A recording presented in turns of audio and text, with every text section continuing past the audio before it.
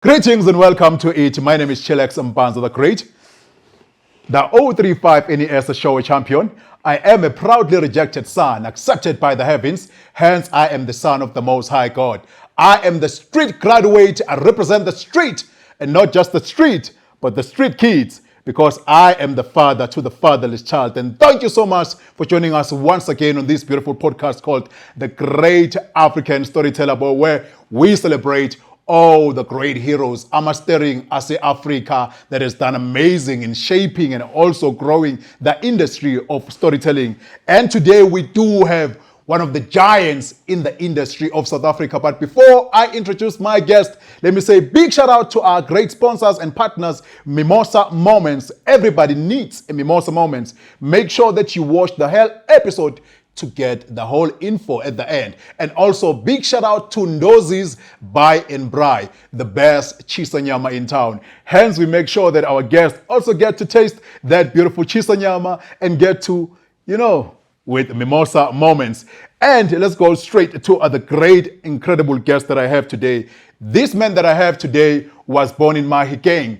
This man has contributed immensely in the storytelling industry, and also he has studied this to make sure that he gives you the quality that you always see at AFDA in Cape Town. And then after that, he started contributing in great productions like YIZO Season 3. As TSETSE, you also saw him as Titus on Isidingo. You saw this great man also as Muruti on Zone 14. And this man has been doing amazing in film side. You have seen this man on Invictus. You have seen him on Avengers Age of... that's where you saw him playing Johannesburg Cop. And also you have seen him on The Long Walk to Freedom, the Nelson Mandela one. And also this man, you have seen him on Collision as Brasol. You have seen this man on Finding Lenny as Godfrey. You have seen this man playing the beautiful role also on this beautiful one called The Plays Are Called Descents. And also you have seen this man playing this role that was favored by the whole of South Africa when he played KUMKANI Phakade, aka Gaddafi on Generations, The Legacy. And this man did not end there. You have seen him on Kokwe 2 playing the beautiful role of Mutusi. You have seen this man playing a beautiful role on Unseen as Max. You have seen him playing a beautiful role on Entangle as Julius Shabalala. You have seen this man playing a beautiful role on Queen Sono as Shandu Johnson MAGWAZA. And recently we've seen him unleash the beast of Saul on The Bush of Soul. I think I've said it all. Please kindly allow me to introduce the great legend in the storytelling industry of Africa, Mr. Vuyo Dabula. Welcome to the Great African Storyteller. Wow. do you have a cue card there? Like, I mean, you were rattling the list off just like that, off the top of your mind. Hence, I always invite the Holy Spirit. Remember, I invite the Holy Spirit to guide me and give me everything. Then it just rolls. It just rolls. Oh, I didn't know the Holy Spirit watched my shows, but anyway, if that's the case, then salute. Hence, we start with the prayer. Yes. That's where we understand the prayer. Like, okay, I do my research and please gather the whole information and put it here so that I'm able to do it. Welcome to the great show. That was very impressive. Thank you so much. Thank you so much. Thanks for having me. Thank you for coming through, and thank you for accepting our invite. You're one of the great people that South Africa celebrates. You're one of the great people that Africa celebrates and has to embrace more because of your great contribution in the storytelling industry. And as the Great African Storyteller, our aim is to celebrate you and thank you for your great contribution and also to unpack your story, because as a storyteller, you have told all these beautiful stories that we are mentioning and all these great characters that you have played, but also you have a story as well, of which people need to hear your story, and also they need to celebrate you accordingly and properly because you're really a great legend in the storytelling. Yeah. Well, I feel humbled when people say it. Like, I know I've done a lot of work in South Africa. Yeah. I know I've done some work, for, big companies overseas. Yes. I know I've done, so much. But for me, it's always a day in the office. You get inside, you get on set, and, you get your makeup and whatever. You've got your script, your lines, and the story. and you just problem solving, throughout the day. Yeah. Trying to figure out, okay, how does this character say this? I know I planned, or some time ago, Yes. at home. But I'm yeah. dealing with, other energies, and they're giving me a different A energy. different energy from the one that whatever you're it is having. I planned, Yeah. it's not gonna work. So I'm always solving problems. That is crazy, though. It's all about solving problems in these little, scenes, big scenes or whatever. It's always a situation. It's kind of like you at your office, whether you're an accountant or whatever, you're a doctor, Yeah. and you come across a problem that you don't know, This patient that is you really, haven't really bad come across. Then you're like, yeah, what do I do here? What do I do? Yeah. So I think it is what it is. If you don't know how to problem solve, then you run into problems. If you're rigid and you don't know how to kind of adapt, But that wasn't the question. I was just saying all of that to say, hey, listen. Yes, people will say legend. Yes, people will assign the word legend. People will assign the word, celebrated all over Africa, South Africa, what have you. Yes, true. And sometimes I fail to see that, because for me, my world becomes very small when I play these characters. I don't have anyone else in mind but solving this problem. Sometimes it's like, okay, how am I gonna do this? Yeah. And then you sit there in the corner, how am I gonna do this?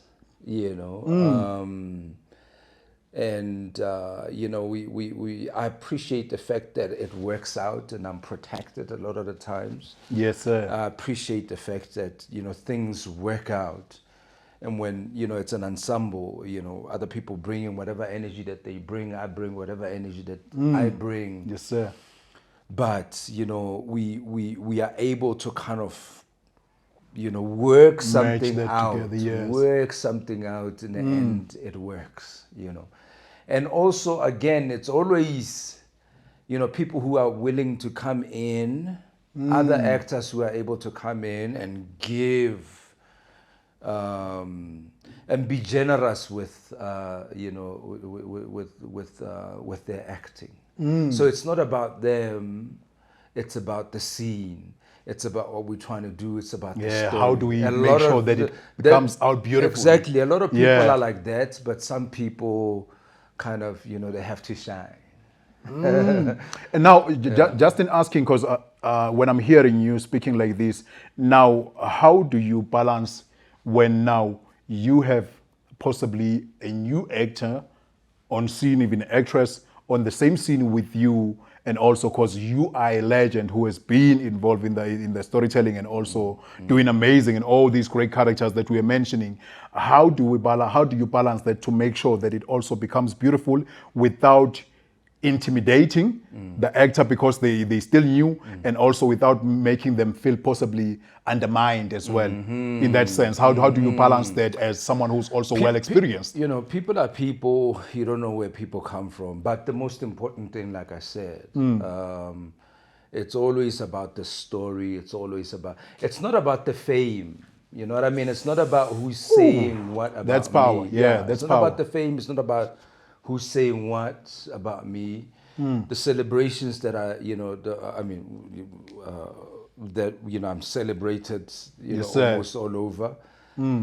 It's not really about that. Like, what I was trying to say is, for me, it's about, I'm gonna get on set and try and, fix whatever I need to fix, work with whatever I need to work with. But I'm preoccupied really with the story, with the character. I'm preoccupied with making it it's work. more about the story, about not this, about me personally. So now, so I don't see, yes, people will say legend, and I don't brush it off and like belittle it or whatever it is. No, I embrace it because that's the truth that's coming from another human being. Exactly, and that's what we perceive you as, and that's what we see from our side. You understand what I'm saying? That's what's coming from, from another human being.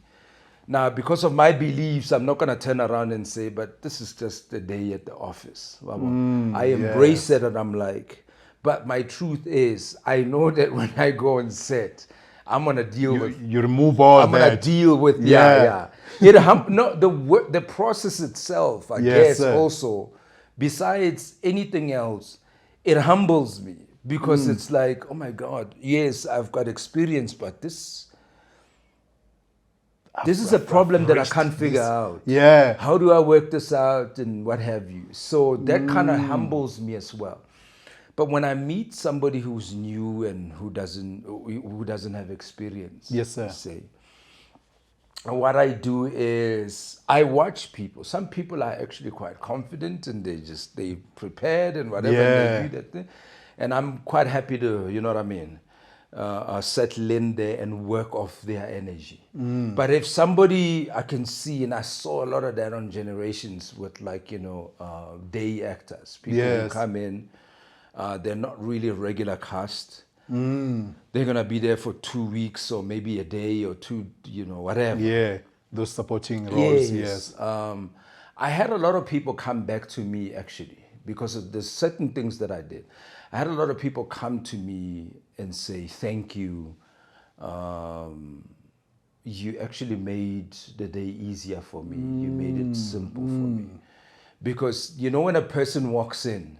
Now walking, oh, that's the guy that's playing the character that I was reading in that scene. Yes. I'm there with them immediately, and I'm talking. Oh, nice. And I'm whatever, you know what I mean? Whatever it is that I can talk about and what have you, and we cool.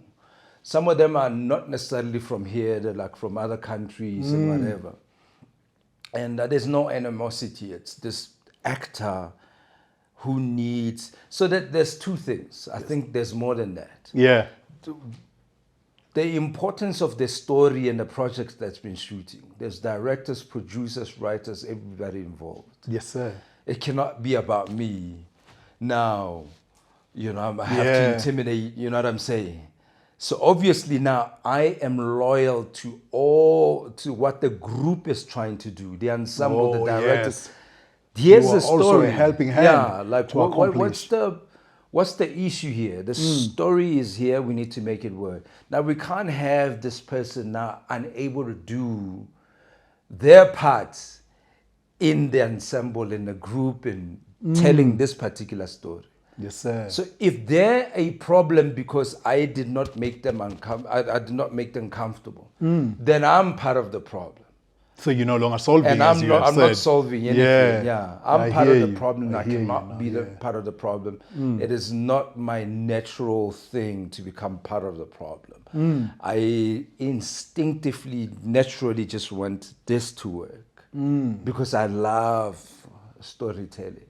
So it's not really about me. So I'm always now, okay, let me have a conversation with this person. Secondly, here's another human being in the same position as you when you started.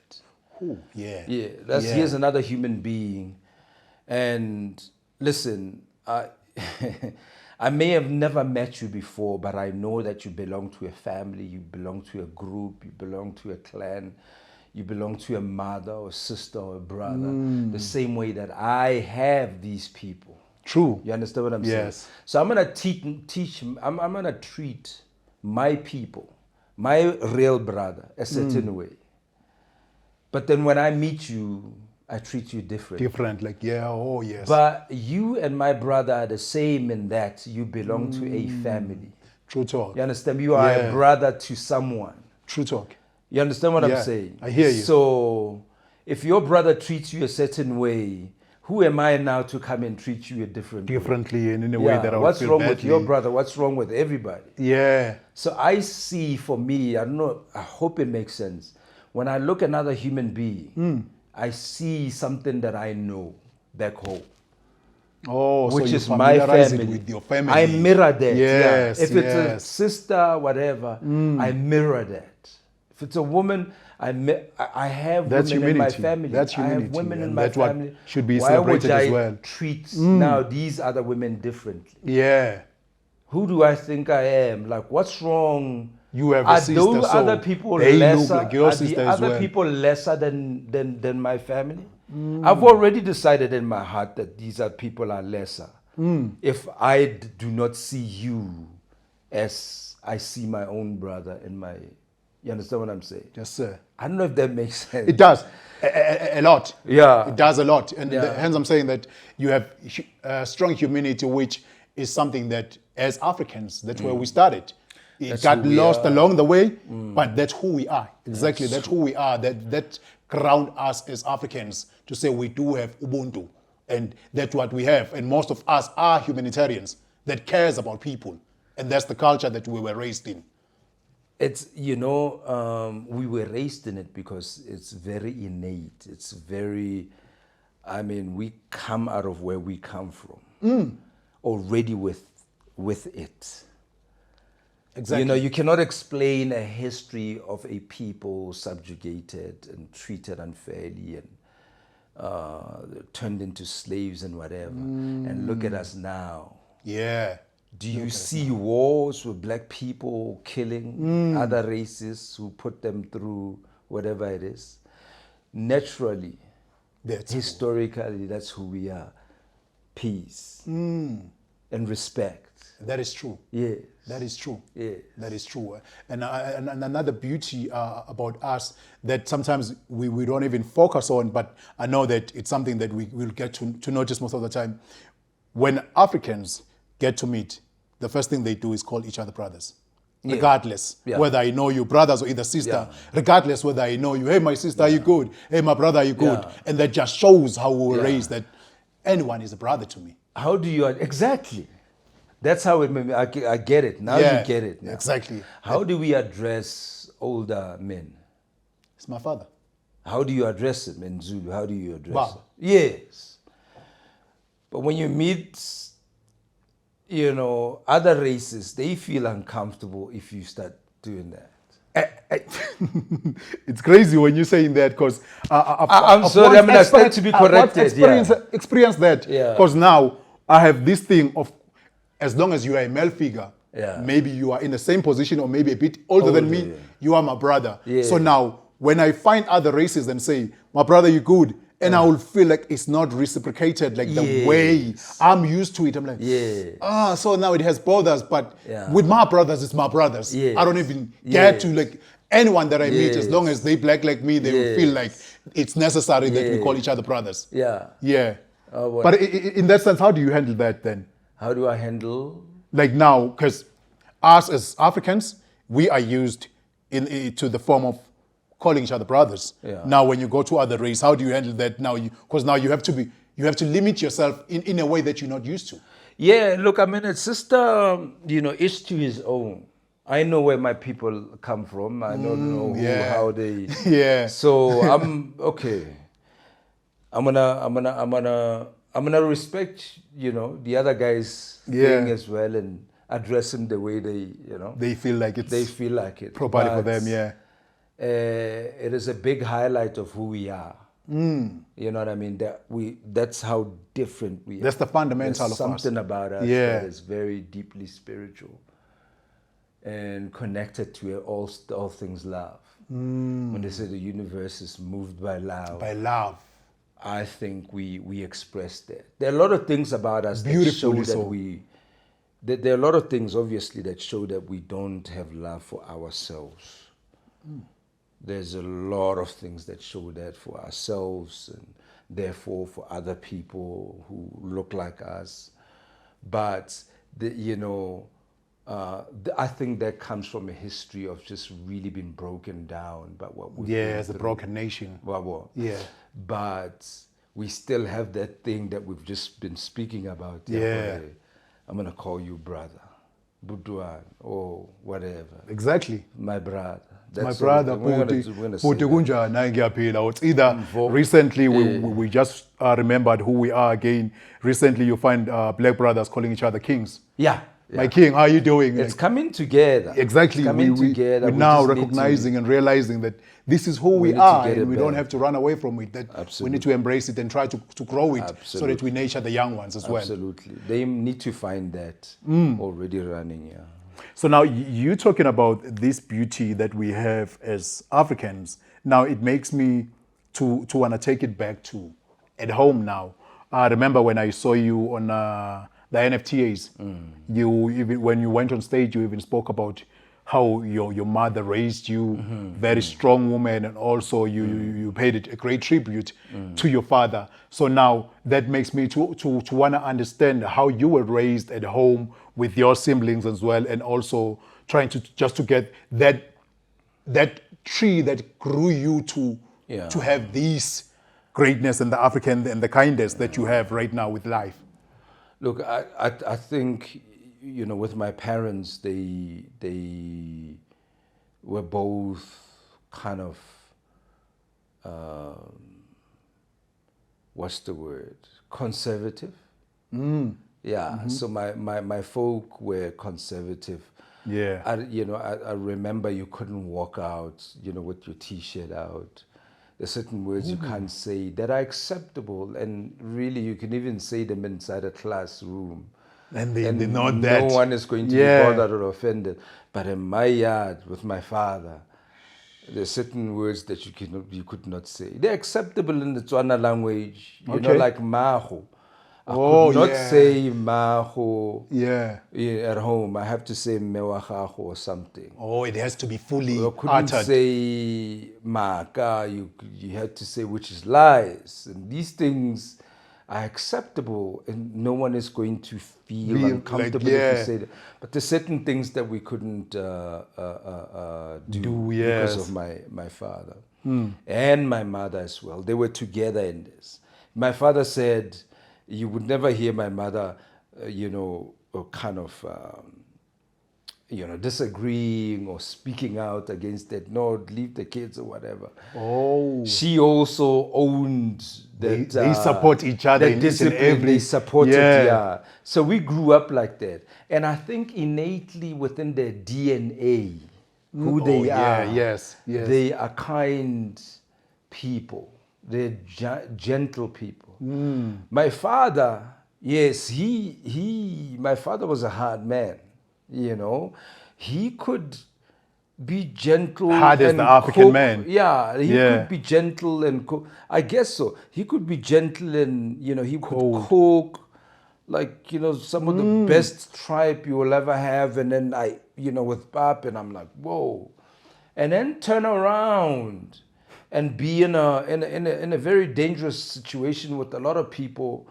People are breaking glasses, and he's walking towards them and say, today I'm going to show you who I am. Ooh. He's that kind of man. Yeah. Yeah. But also, you would have loved to meet him. I would have loved to meet him. But he passed on. May he so rest in peace. No, he's that type of human being. Yeah.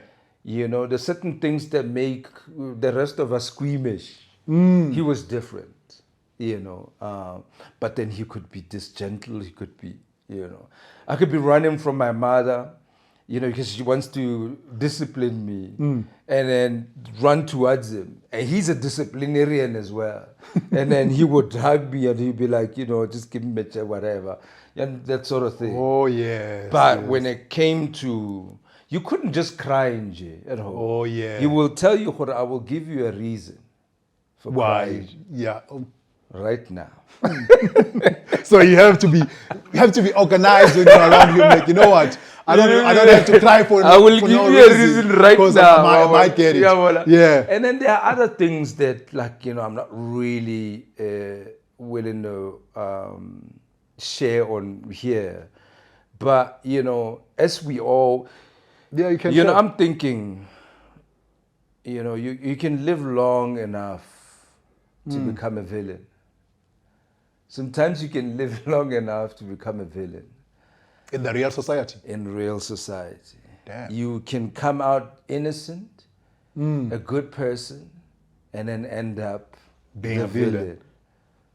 Because life can affect you in certain ways. Where you come from can affect you in certain ways. In certain ways, yes. And my father had a very interesting and hard upbringing that some people cannot survive. You know, so those demons from back then, they would pop up. And his father, I think, was not there for him. Oh, yes. Also, yes. when all these things are happening. But when I say if you sit down with him, you listen to him, you feel at peace. When he speaks to you, When you get to you feel at peace, you know this person is genuine. I get my genuineness from this person. I get my kindness from this person. I know this. But then there's a flip side, like I told you. When he flips. When he flips, it's not. It's a very scary thing. Well, and I prayed. I paid tribute to him, and I want to explain why I said I will never say anything bad about my father. And somebody said, no, whatever.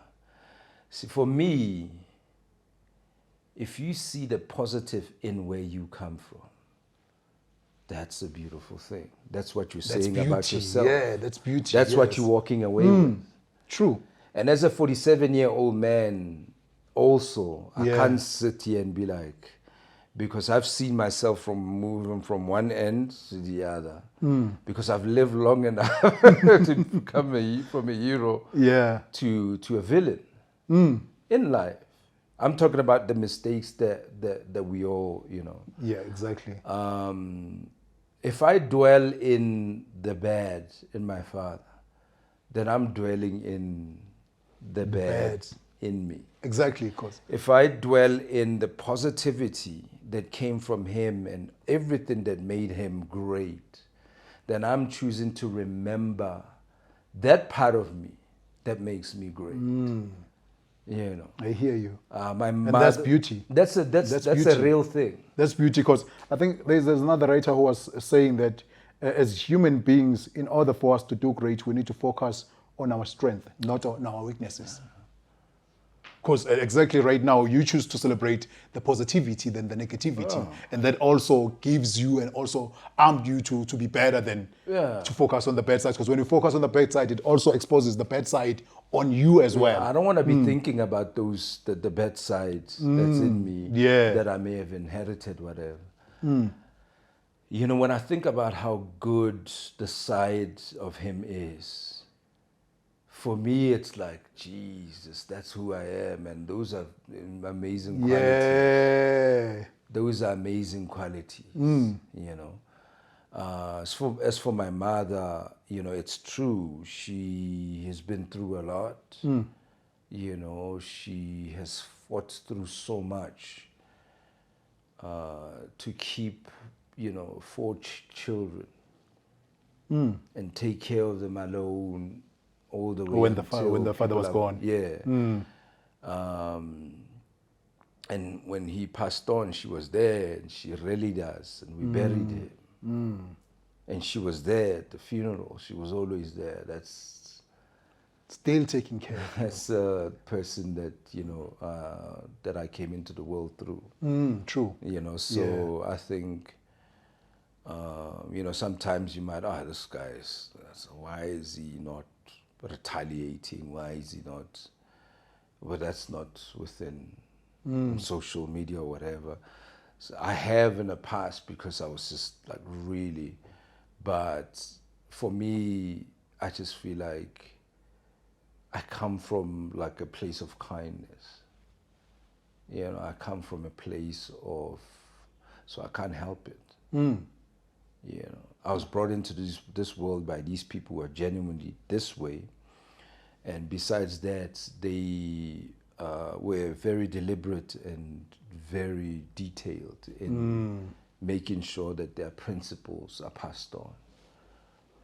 So now, also just asking in the side of family, so now when you are being raised that way and also being that protected, there is certain things that you need to do as a young boy growing up, like dating, like also familiarizing yourself with the street, because sometimes, yes, the way you are raised at home, it's also good, but they also still say you need to be streetwise, because there's certain things that you can't learn from home. You need to learn it in the street. So how are you balancing that as a boy growing up now, being familiar with girls, but yet at home it's still that strict?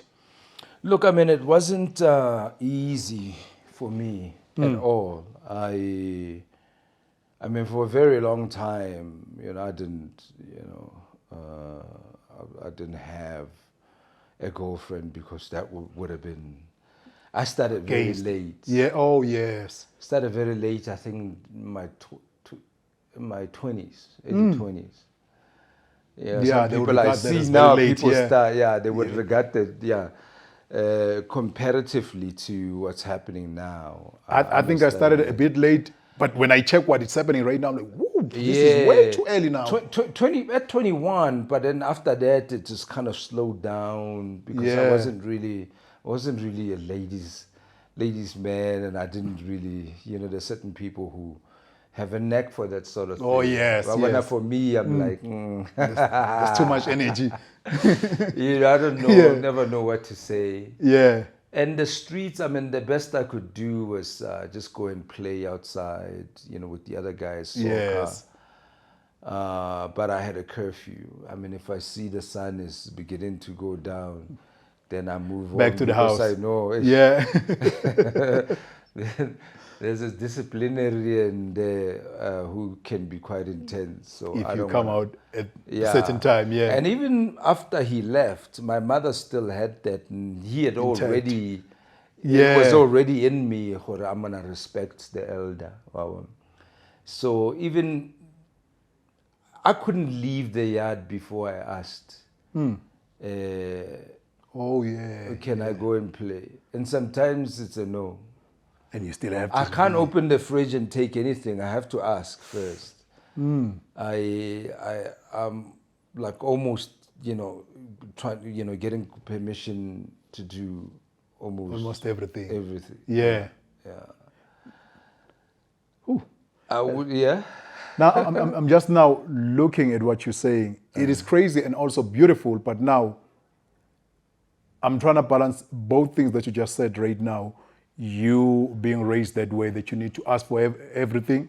So now you being an elder now, so you also need to also instruct other people to do certain things. Are you also still installing the same way that you were raised?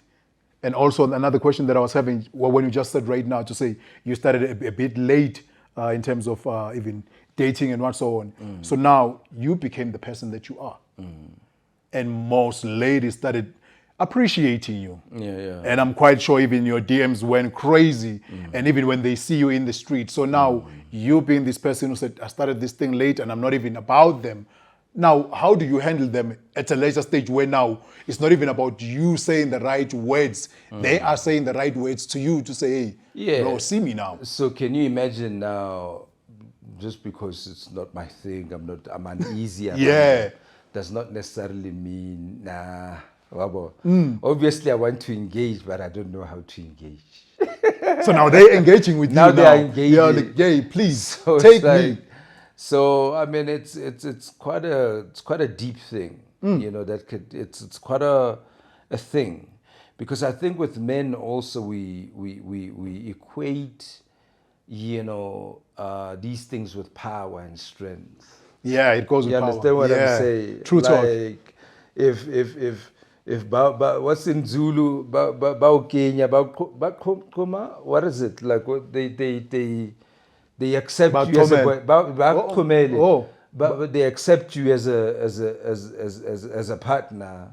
Like if you're going after that's the one. We get in there. You got it. So obviously, I mean, if it's like a beautiful, whatever. With boys, we know it's like, oh my God, that's power. Everybody can be like, True talk. I think it's still the same thing with the trophy wife and everything. It's like, so it's power, it's prestige, it's, so you can imagine the kind of power and prestige. But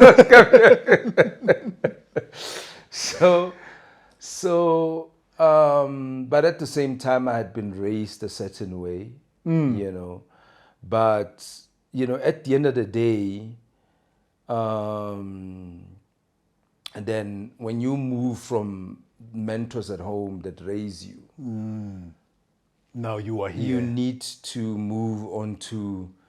So that means that as a person, it's not just this you as a child. you are kind of surrounded by a support system that gives you kind of like the law, for lack of a better way of putting it. Nice way. This is how nice we are wedding. living. Wabo. Nice wedding. Support system. Exactly. Yeah, So now nice when you move out of that, when you move out of the house, it's another thing that we need to remember. That you still keep. We still have something. And that's when what you makes leave us the who nest, we are. Yeah, when you leave the nest with your parents, whatever at home, you need, it's the same thing. You didn't do it alone.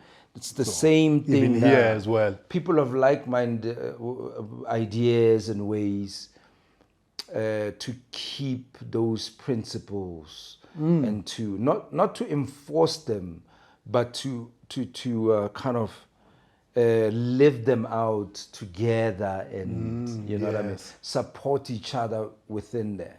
Now the problem now is when you leave home, if you don't have that support system, you can in a way be influenced by the world. Yeah, you'll easily crack. You understand what I'm saying? Yeah. And I think for me, there was a bit of cracking there. I can definitely understand. Yeah, there was because it was quite intense. Yeah? I can definitely understand. Hence I was asking that question because now we have seen great, incredible storytellers here in South Africa, public figures, cracking and failing when it comes to their standard. When now, as we were talking about power, when now you have much power to so many people that you never had before.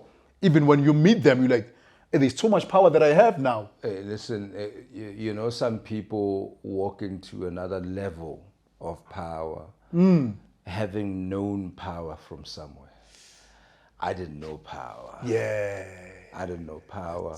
I'll tell you, I lived, you know, home life where I grew up. You talked about balance, street life and whatever. Yeah. The only thing that I remember is going to play soccer, or when I'm at school playing with friends. Yeah. But it wasn't like I'm gonna come back at night and I've experienced all sorts of the streets. Yeah. You know, no, I didn't experience the streets. It was Yeah. a very ordered and what have you life.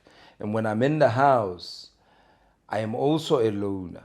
I'm in my room doing my push-ups, doing my sit. Yes. Because I don't understand how to communicate with other people, really, even with the family. I don't know how to engage people. So now I'm a loner at home, doing my push-ups. So that's how you're relating with yourself. That's how I relate to exercising, myself, exercising. I'm reading what I'm reading. I'm watching certain documentaries. I'm following up on certain actors and heroes, Muhammad Ali, Bob Marley, Bruce Lee. Yes. Malcolm X, you know. Great leaders. I'm following them, I'm checking, you know, we didn't have Google and whatever. So you're waiting for a document. Oh, I found a document. Or you go to the DVD shop. Yes. You will explain to your viewers what a DVD when I'm going.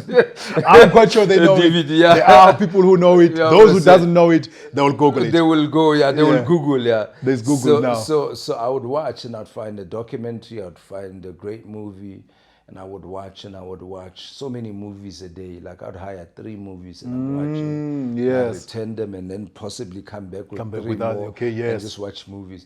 But I'm alone. I'm not engaging anyone. you still just... I just don't know how to engage other people. You know, and I'm a little bit depressed and I don't know how to deal with certain things. Yeah. You know, and I'm anxious and whatever.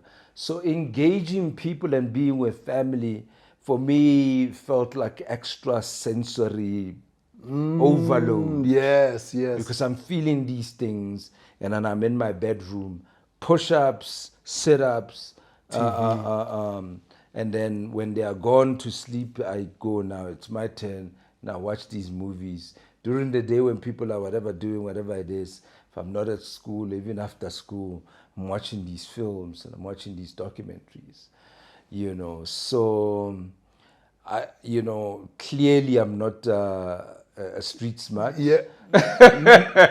not to say, because what I love at the time. Yeah. What I love about life, it doesn't need you to be to have a street cred for you to have a great direction of inspiration in life. Yeah. The way you were raised, the way God has structured your life, it brings Your certain journey. things than the journey that I have. When you speak about your father, I wish I had a father like that. Yeah. I did not have a father that Is accepted it? me. Oh, my father my said, "No, goodness. you're not my son." So now, when I hear you speaking about your father like this, and now there's certain qualities that I feel like, oh, they slightly sound common, like the person that I am. I'm like, ooh, if I had met someone like this, it was gonna do great. But when you tell your story, it also brings something different than what I know, and something that is also useful, because now we don't know how to balance both all these lives together. I might say I'm street smart, but there's certain things that I'm missing that I was not raised into. Absolutely. Yeah.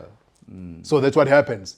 So now you being exposed to this great large industry, being socially awkward and not being able to engage with most people. Here's what's happening. I mean, I could be with a group of friends. Yeah. These are boys that I know, right? Okay. And they will be talking. And I will have an idea in my head, something to say, and I will try to say it. But I'm not strong enough. It doesn't land well. Doesn't land well, and they're not really listening. It almost feels like you are a ghost. Because now it looks like people are not seeing you and not hearing you. And that's painful. That's the biggest, And that's painful. And then now come to what you were saying, where even a stranger, when they look at me and I'm distracted, I'm busy about my business and I'm trying to get somewhere, I don't mean anything by it. I didn't even see the poor fella. I'm just walking, and then the fella feels like deeply, hurt that I. Oh, he missed me, or he ignored me, and in a Well, way. So I came from even with friends and sometimes family, and I'm speaking, and I'm trying to engage, but it feels like I'm pretty much invisible. To now a stranger wants my attention. Where you were not getting the attention, so now they want it from So you now. now. How do you think I feel? All of this attention that I've been needing, wanting, and all of a sudden now here's the world. It doesn't matter. I could be in a big politician building, politicians, and they are gravitating towards me, powerful people, grabbing my hand, they want to take a picture, shake my hand, how are you? They're so excited, Not all of them, but there's some Most of powerful them. people Yeah. that I've met yes. that I was like, oh my God, this is insane. This is insane. I thought this was just the province of younger people and whatever, but even older people who They also really, really appreciate you. They really are. Yeah. And then how do you think a person who's has never been heard in their raised spaces, this way.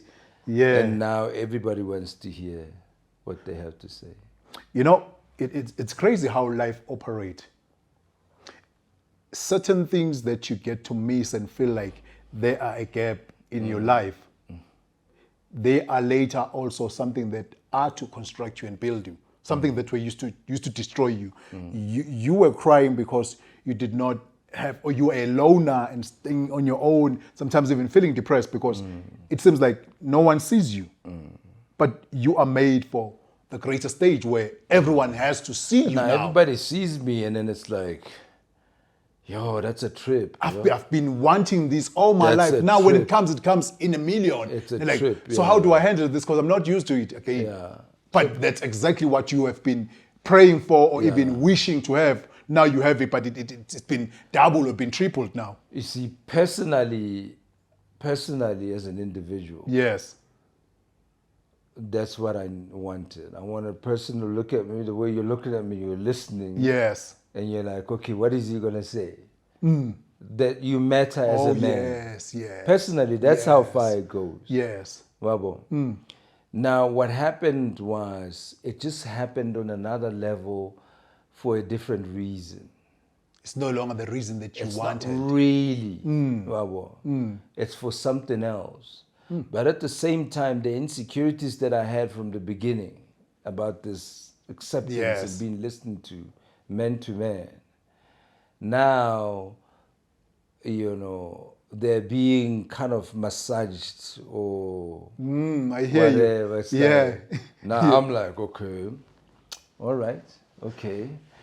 There's a bit of, there's a bit of ego sort of massaging and building that comes with the sudden power because it was insane. Thank you for raising the word ego, because that's where I wanted to go, to say now you have been fending for all these things to happen.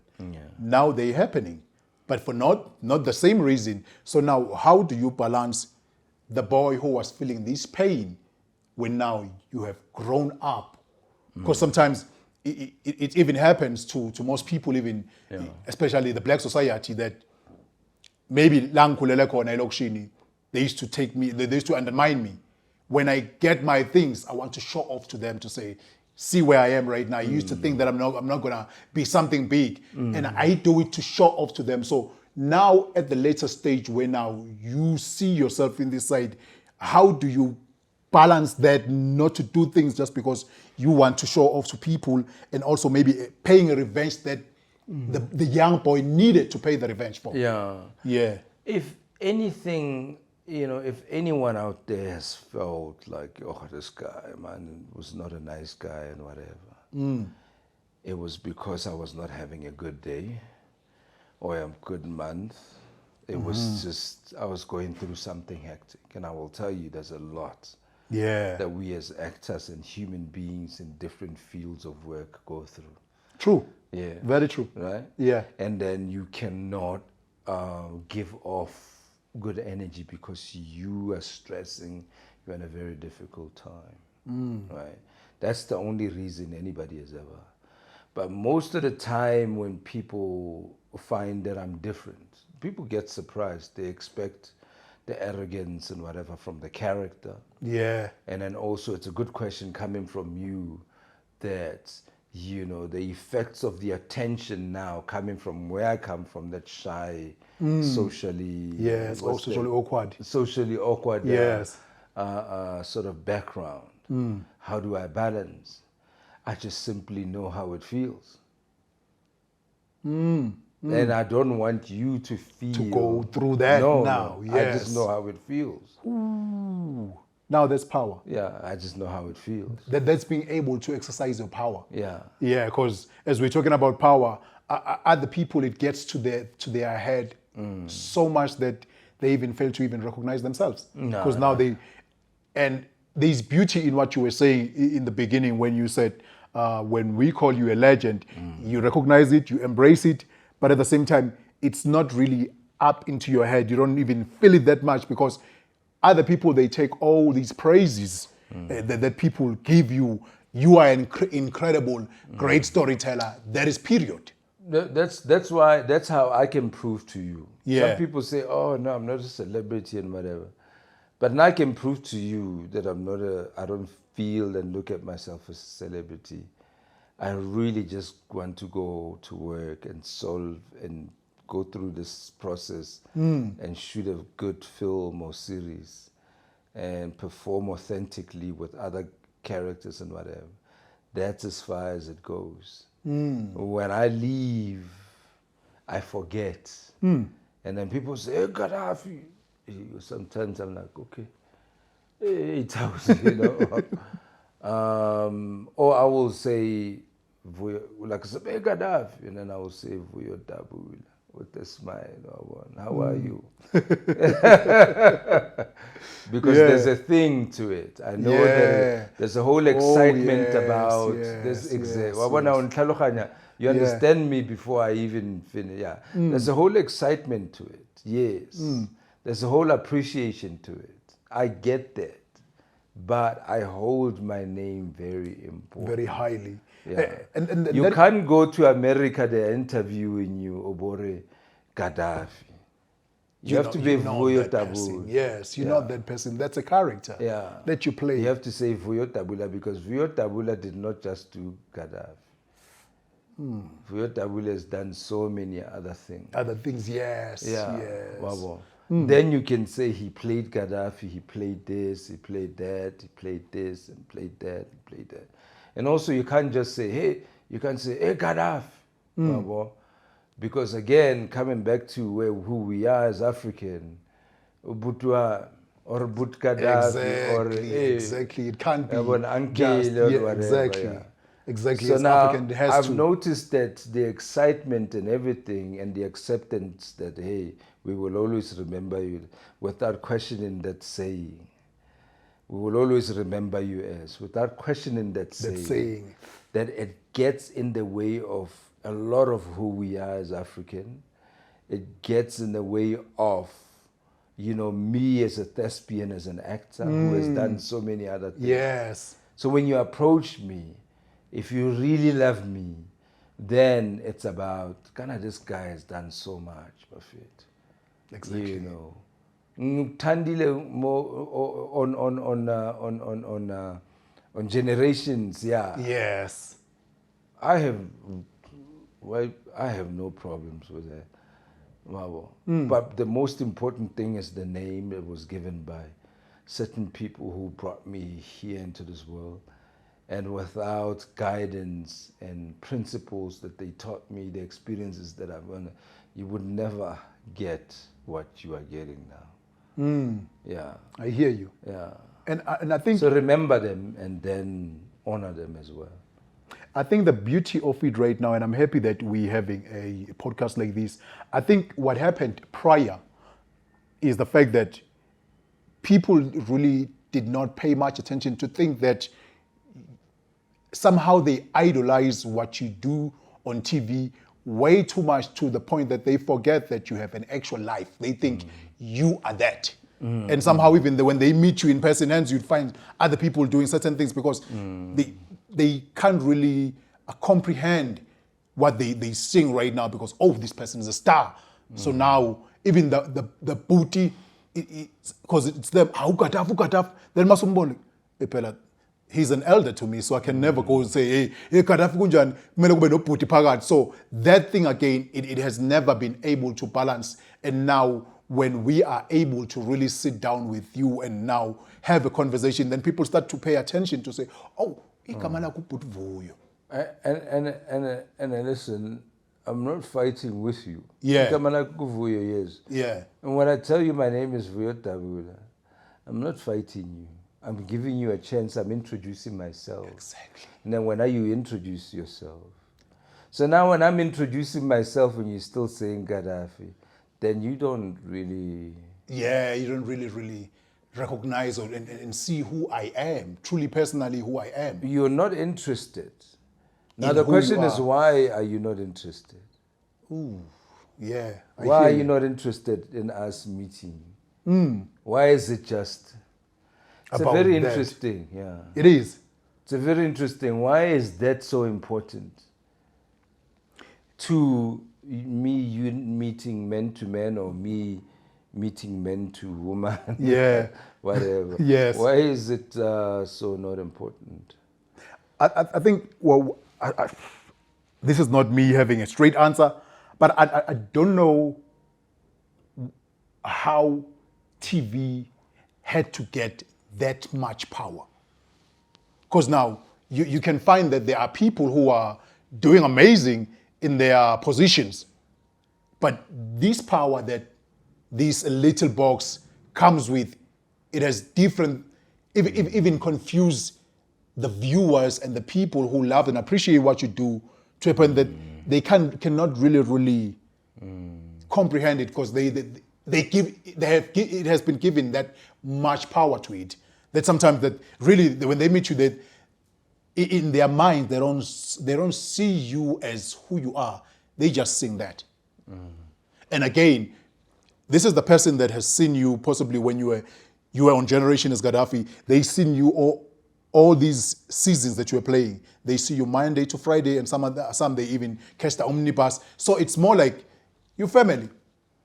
I see you every day, and sometimes they even have their own things that they say when you play the character. Why so they feel like they are also really that close or attached to you until they meet you, and then they see that, oh, so I'm attached to the character, not to the actual person. Now, when I have the beautiful opportunity to meet the actual person, I miss it because I'm only in my mind focusing to the character. I want to see Gaddafi, I want to see Bentley, I want to see Shandu, I want to see all these characters, but not the true Vuyo. Hence, on our side, when we were given this beautiful opportunity by God to say, celebrate your great heroes in Africa. Now we want to celebrate the true men behind all these characters, the people that they don't really know. Who is this person behind these characters? Yes, these characters are beautiful and amazing, but who is this person?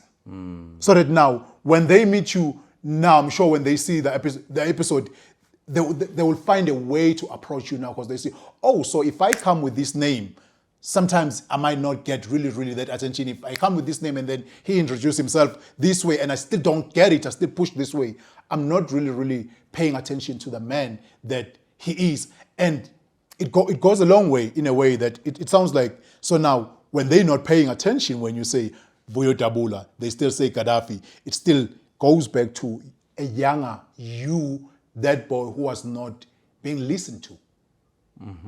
So now, in a way, they still intriguing those wrong buttons of those places that you're trying to close now, to say, okay, now you pay attention to me, but still you're not paying attention to me. You're paying attention to what I have done, my work, not me personally again. So how do we balance that now to make sure that when we meet Mr. Vuyo Dabula, we get to appreciate him and we get to meet him directly and get the good engagement from him than the one that we bring? I it's a very good point, but here's something that's interesting. Yeah. If I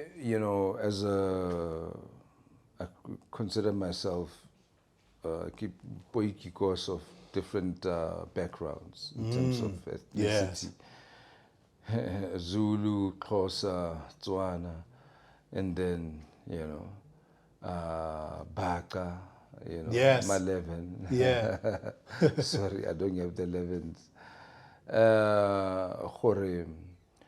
If I say as an African, I am going to just stereotype you as a Zulu man, whatever the stereotype is. Yes, yeah. And approach you that way. And I'm not interested in actually knowing you.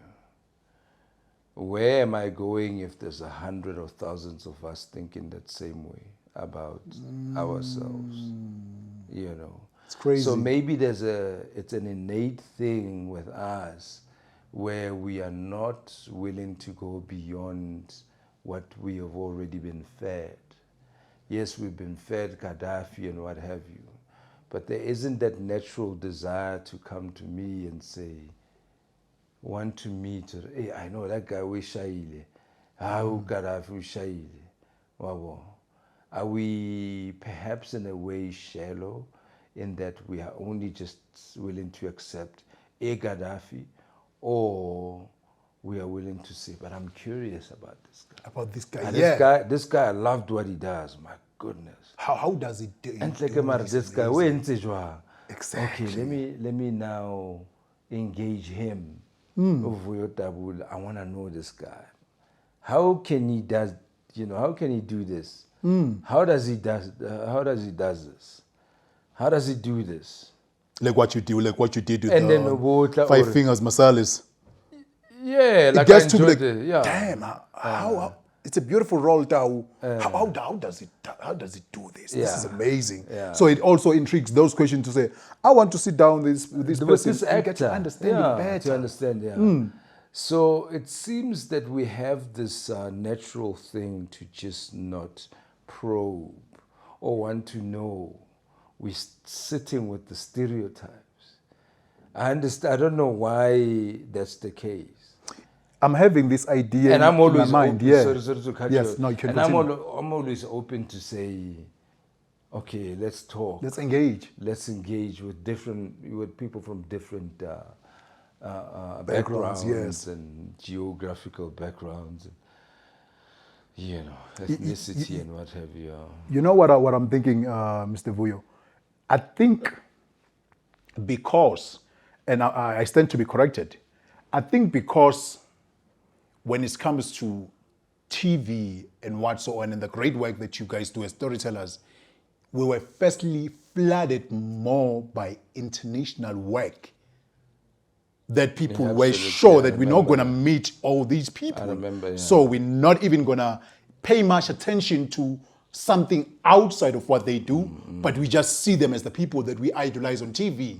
Later, when that changed, now we are being introduced with the great content of great storytellers that we have in Africa, but the same mindset hasn't changed, that, oh, now this is the person I can meet. And this is the person I can be able maybe one day to sit down and have a conversation and ask certain things, because I'm quite sure I'm not going to meet that guy that I always see who's an American actor and what so on. Now I have you, whom right now I'm able to sit down with you. I'm able to engage. I think that is the mindset that needs us both together as we are sitting down to try now and change their thinking, and to give them the fact that these are the people, and hence we're saying that we're celebrating our own stirring, because we used to say, I'm a stirring, that's it.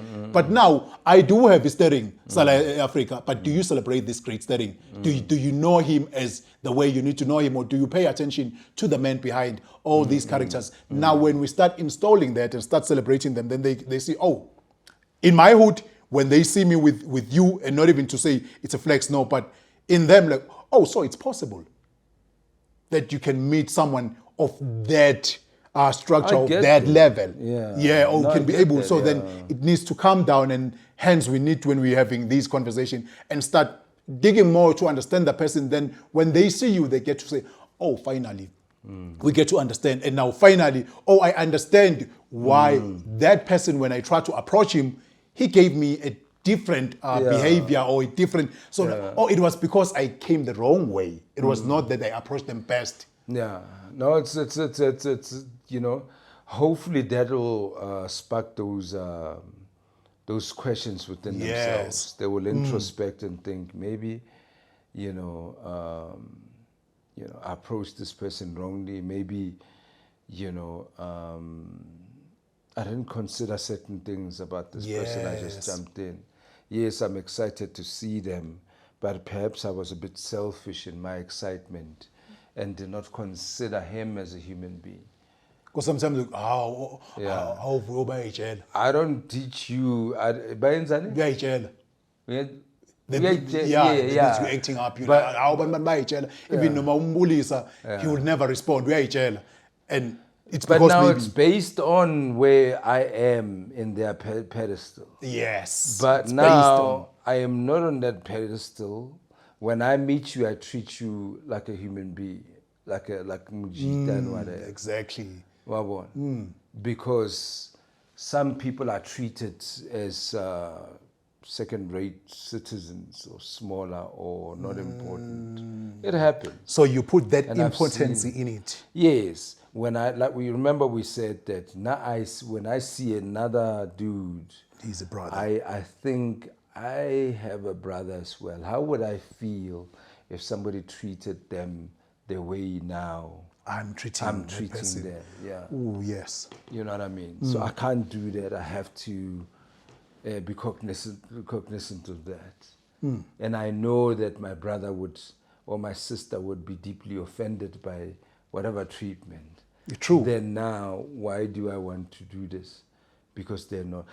I must take that energy that I give to my family and give it to the family at large. Because they're still family. It touches, it touches my family in a certain way.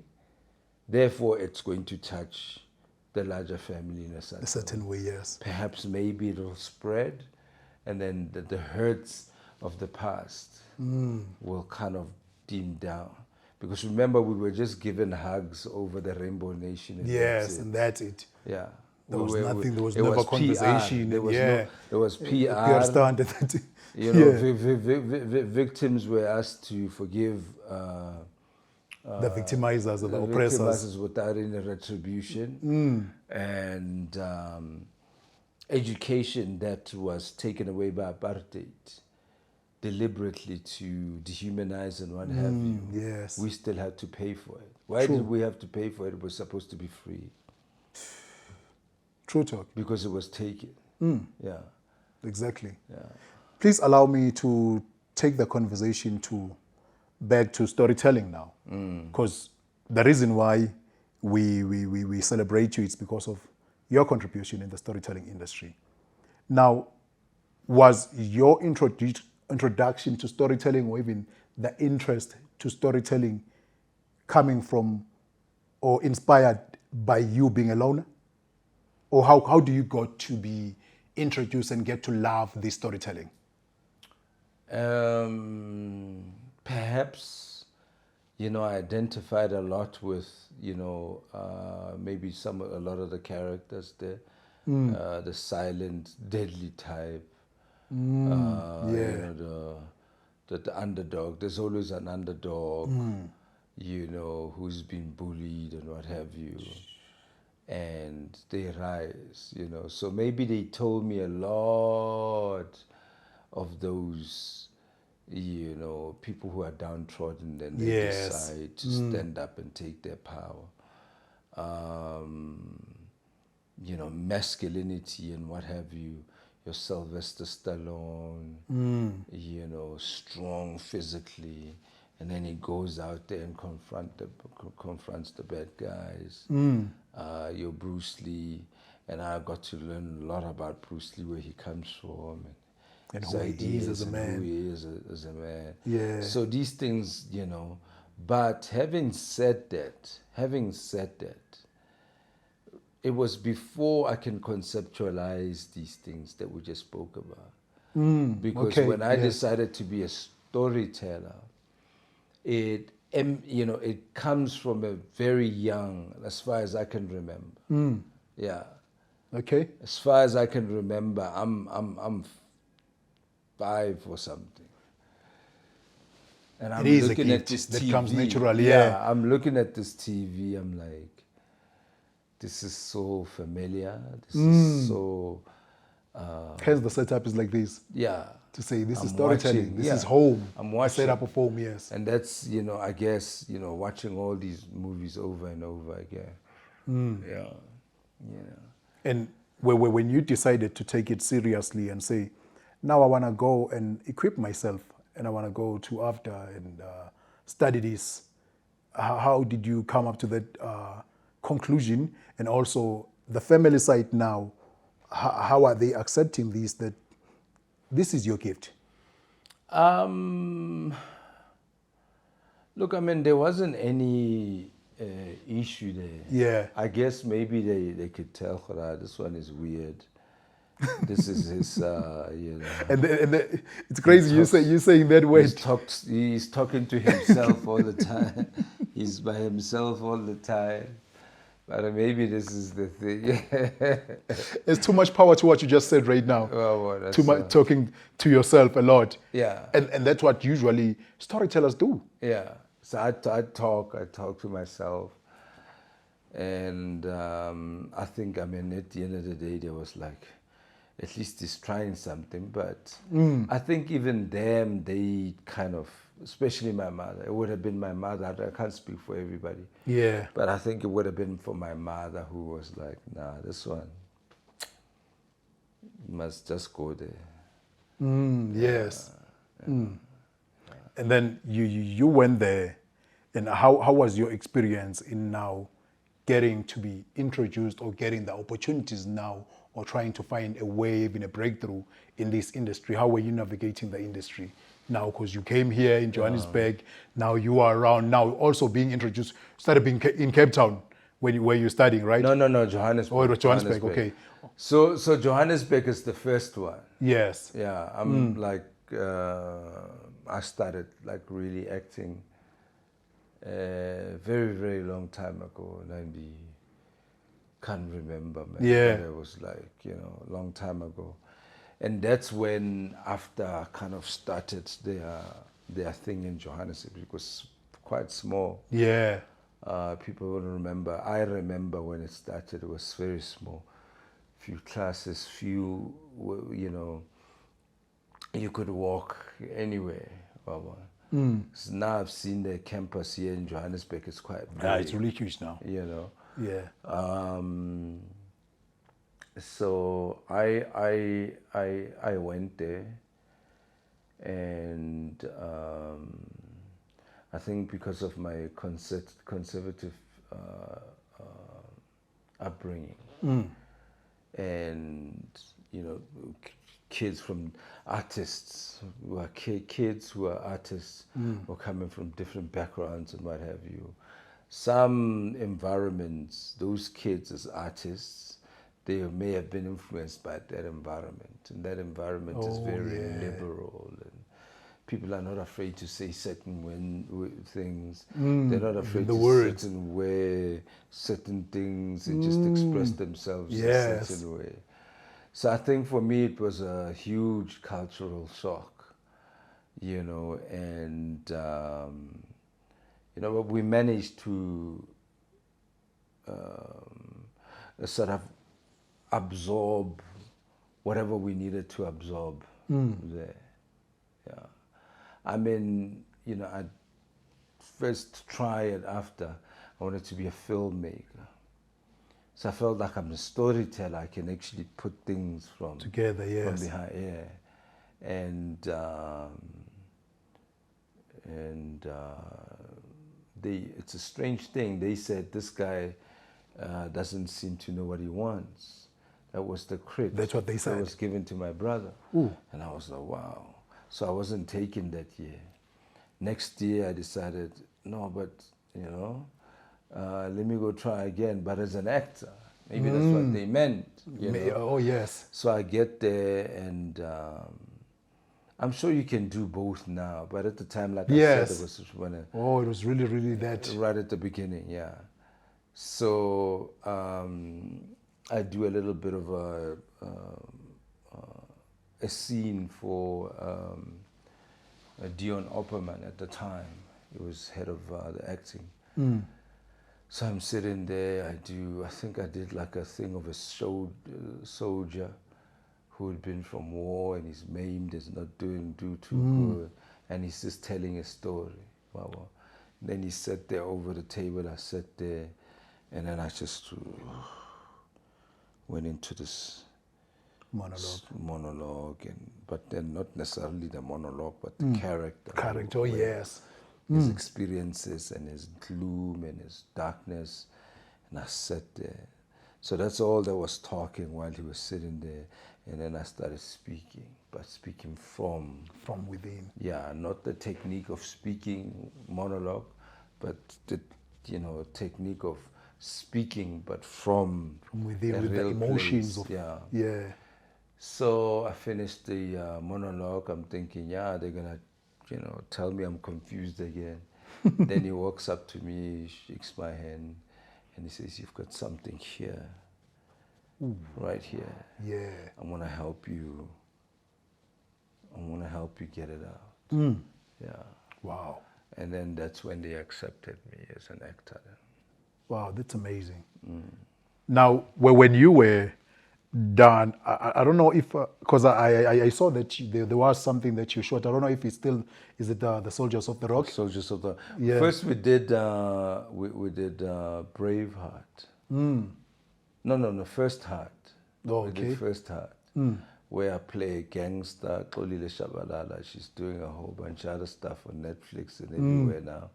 She played my girlfriend who steals my... She's amazing. Exactly. Yeah. She steals some of my products, a drug dealer, and then they run away with her girlfriend, white girlfriend. Not intimate, but friends. So the movie is about chasing them and eventually catching up with them. And I play a gangster. That was my first. And then from then on, I think I left after.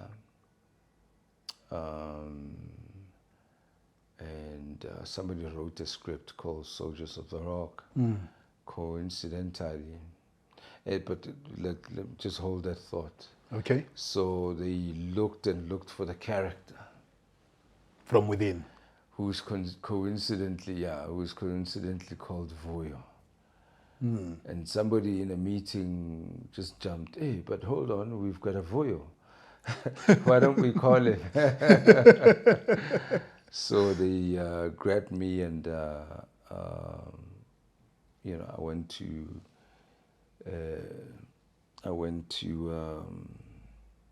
AFDA and started auditioning.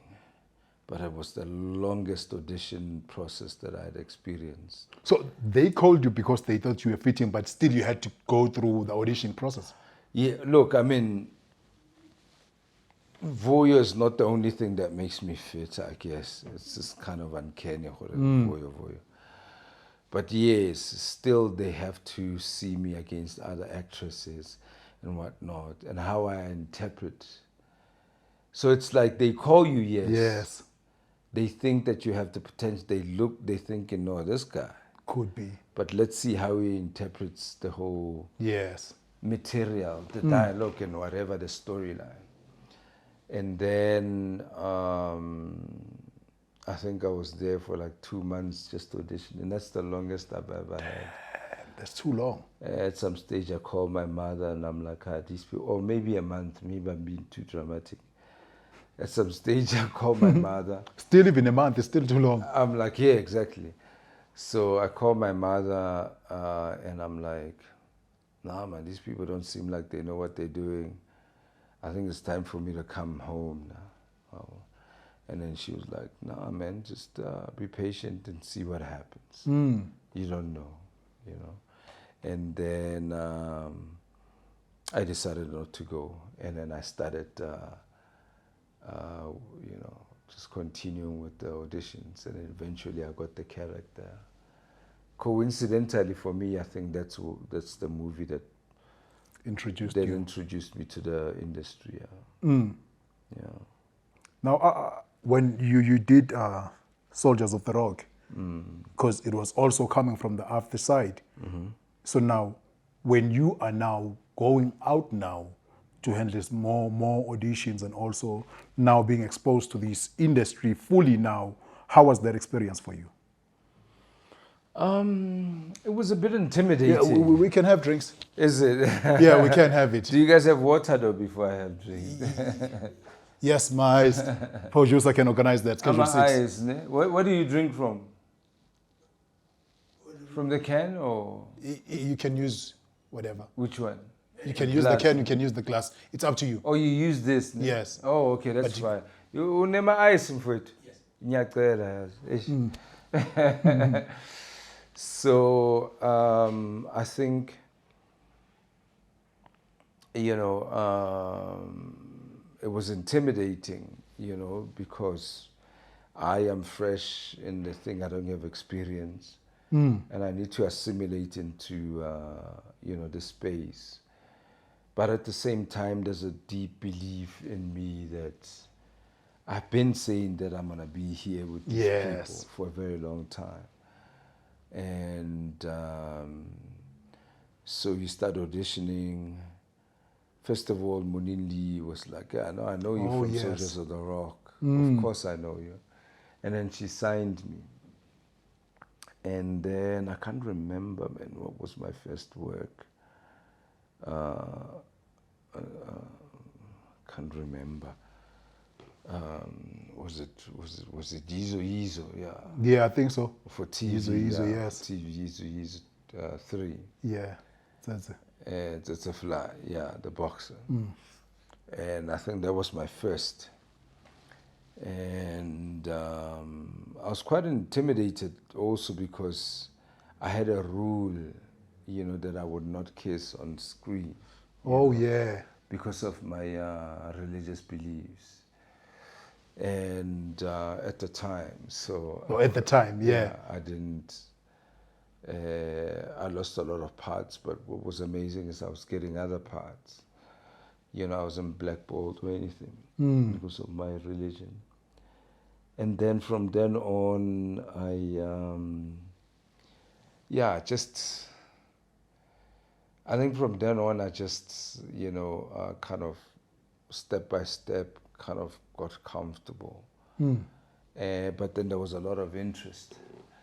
Cut a long story short, it's a very long story to there, but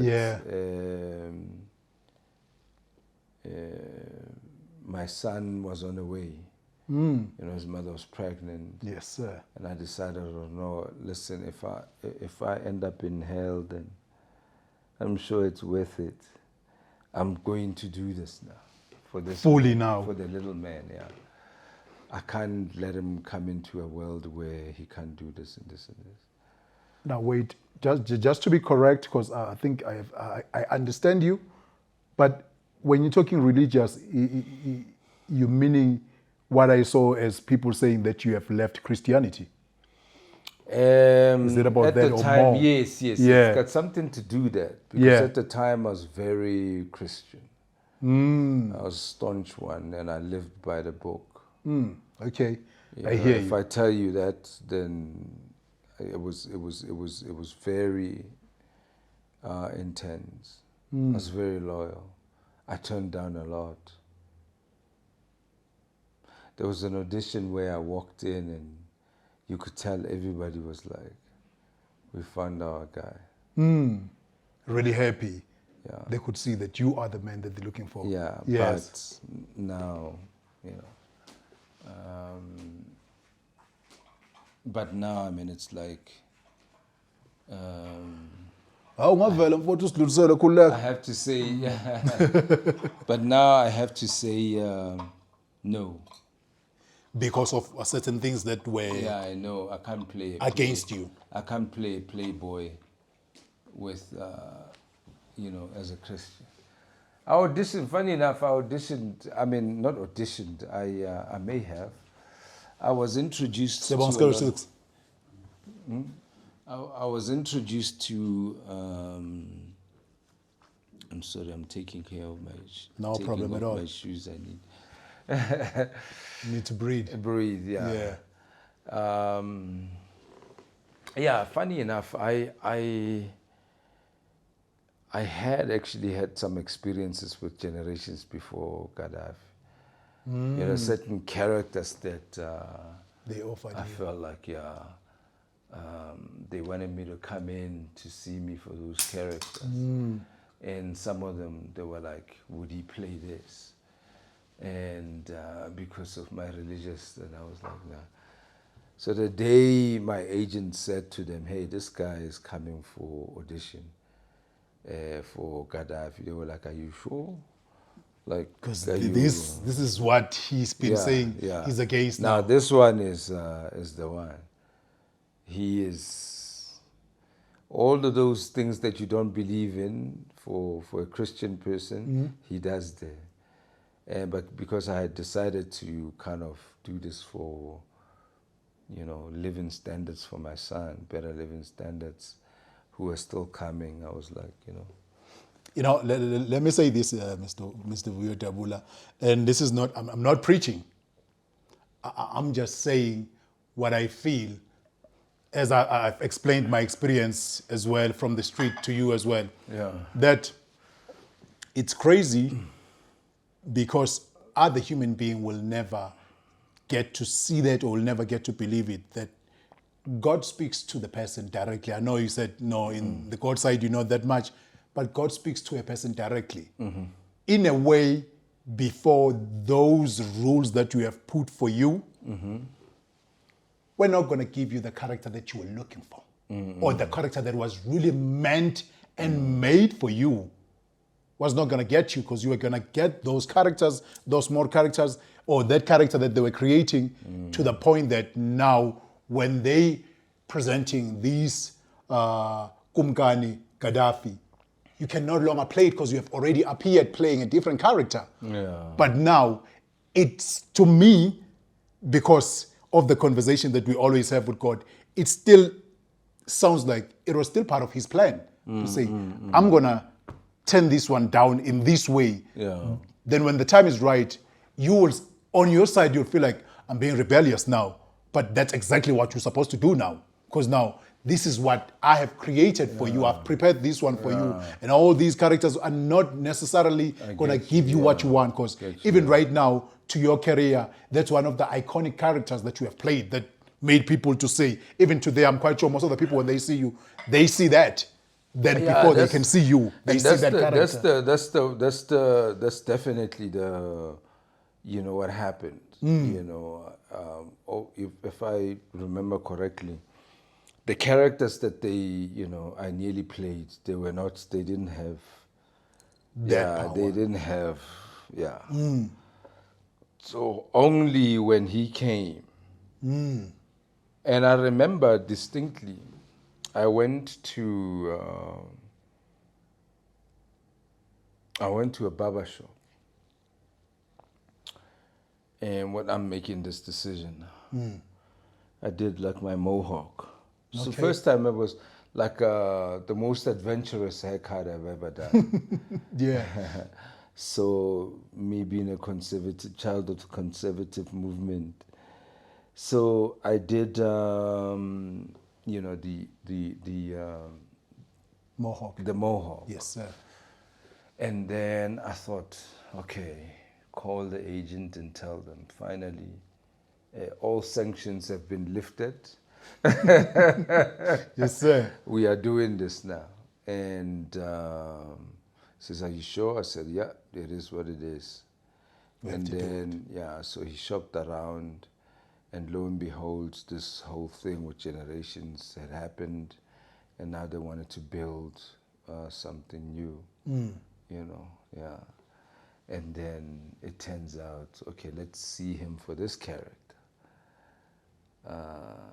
You know, I show up with my hair, I get there, I see this old actor, I think he's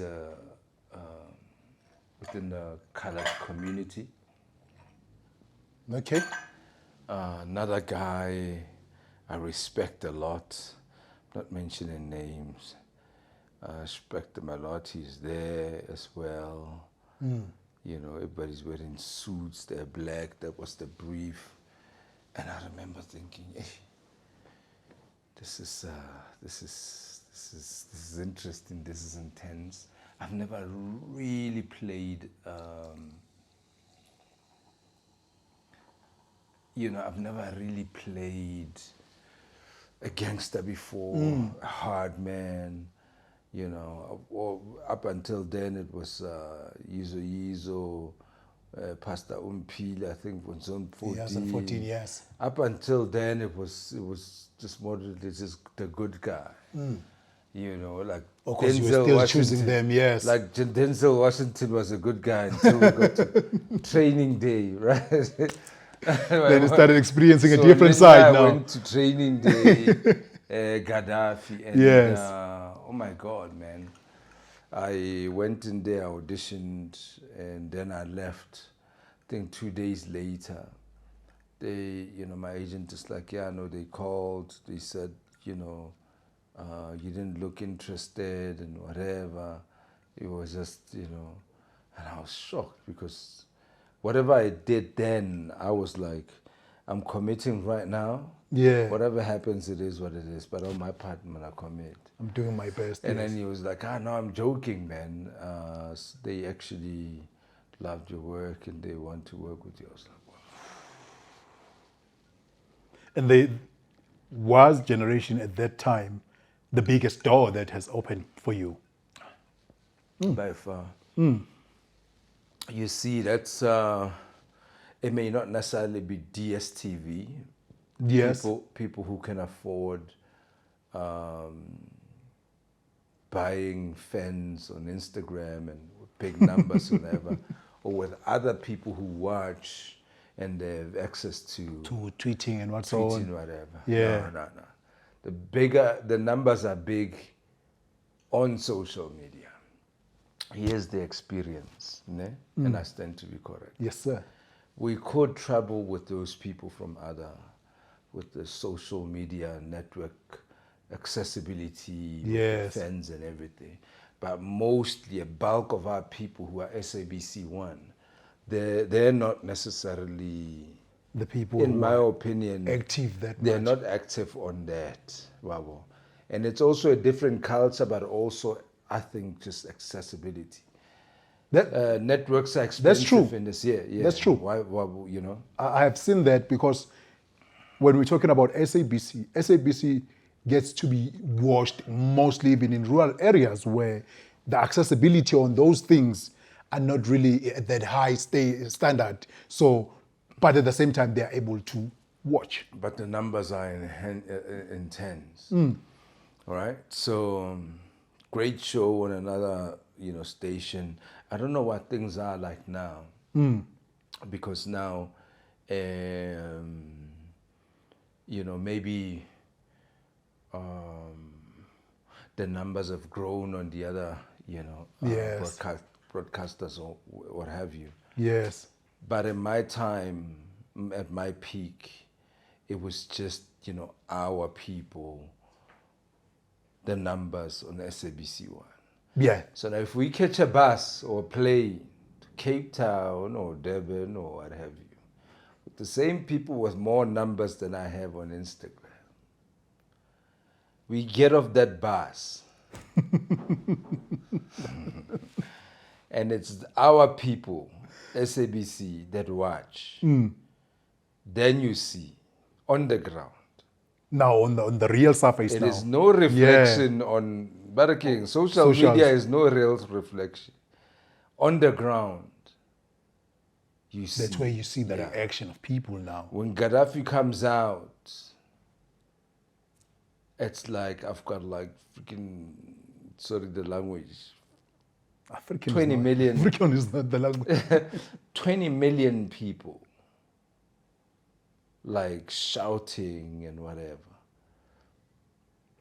Yeah, I mean, obviously the real numbers are like, maybe at the most 20,000 and whatever. But you can it's tell actually like that. But you can tell that this 20,000 is coming from the 20 million that watch.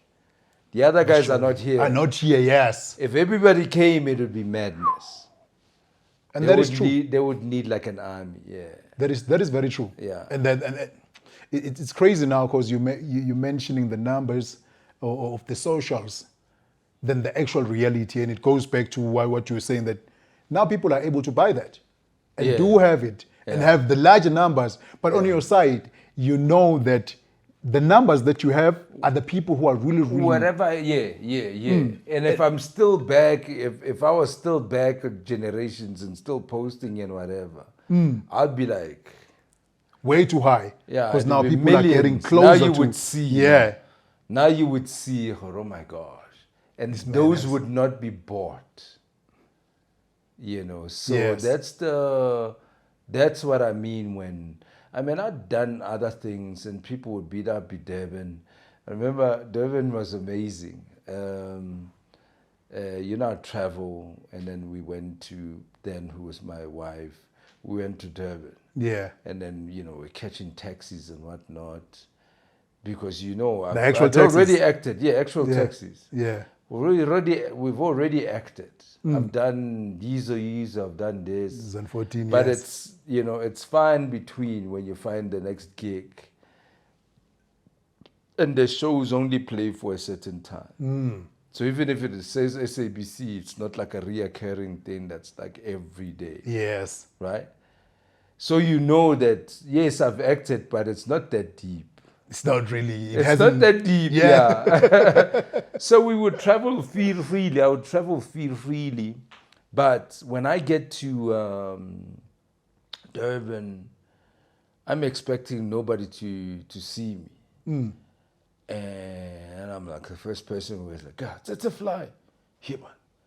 It's a fly. That's the only time I experienced that with the smaller sort of production. Yes. I wouldn't say maybe smaller, but like because of the time frame that is put. It's not a soapy. Yeah. Let's put it the at time that. frame to it. Yeah. Because it's just those episodes that so I was shocked, but I had finished TSETSE Fly. I'd done TSETSE Fly years ago. Yeah. So I'm even When you even walk more around, relaxed. you're not expecting that. I'm even more relaxed. But I've never had that recognition anywhere else but in Durban, and I found that very strange. YIZO 3, no? Yeah. I'm not talking about 2. Yeah, I remember. Talking about 3. 3. That's a fly, yeah. That was quite strange.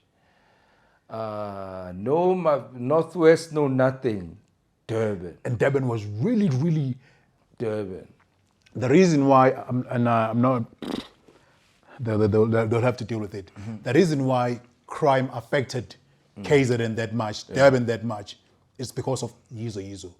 We used to watch YIZO that intense. Most of KZN people, we used to follow YIZO that much to the point that most of the people started being influenced by the YIZO things. So hence, they will never miss you when they see you in Durban because that's how it used to be their show. With my ex-wife, we were like, hey, you know, so... But, you know, to answer your question about, you know, was it the biggest thing? Yeah. I said all of that to say, the other stuff, you're not sure. Oh, yes. With Generations, it was clear. It hit the highest. It was freaking clear. Even what people were writing, and you must remember again, the way it happened under a scandalous sort of event. Yes. Where the original people left and then we came in. It's already a beast, but the way it's starting is incredible. I remember. You know, I remember because that's where they were calling the death of generation and so on. Yeah. But when you guys came in, when you specifically came in, it started to say, it was crazy. Yeah, now it's moving differently. It was crazy because I was like, okay, I'm going to see. I was brave at the time. I was like, okay, I'm going to see what happens. I've got to do this for my family. And then I went in, you know. And that's when I realized, no, this thing is huge. This is a monster. I have been in the industry, but I've never been in the industry. Because now you're starting to see the same power and the attention and everything to you now. Monster. Because even when you did, what is this character, Titus, it was still not that much. Yeah. Like, I mean, even if you blink, you might not see Titus because it wasn't that much, yes. Yeah, and with Generations, I realized that, okay, soapies are the A-listers in South Africa. Yeah, that is very true. It shouldn't be that way, but we are the, you know, they are like that. Actors are there. And daily soapies. I understand. Yeah, I get it. Daily. Yeah. Daily soapies, because if people get to see you 5 times a week, and the other shows it's like one time a week. Or a movie is done. It's done. So when they see you every day, hence even when they see you, somehow they act in a way that they think they know you.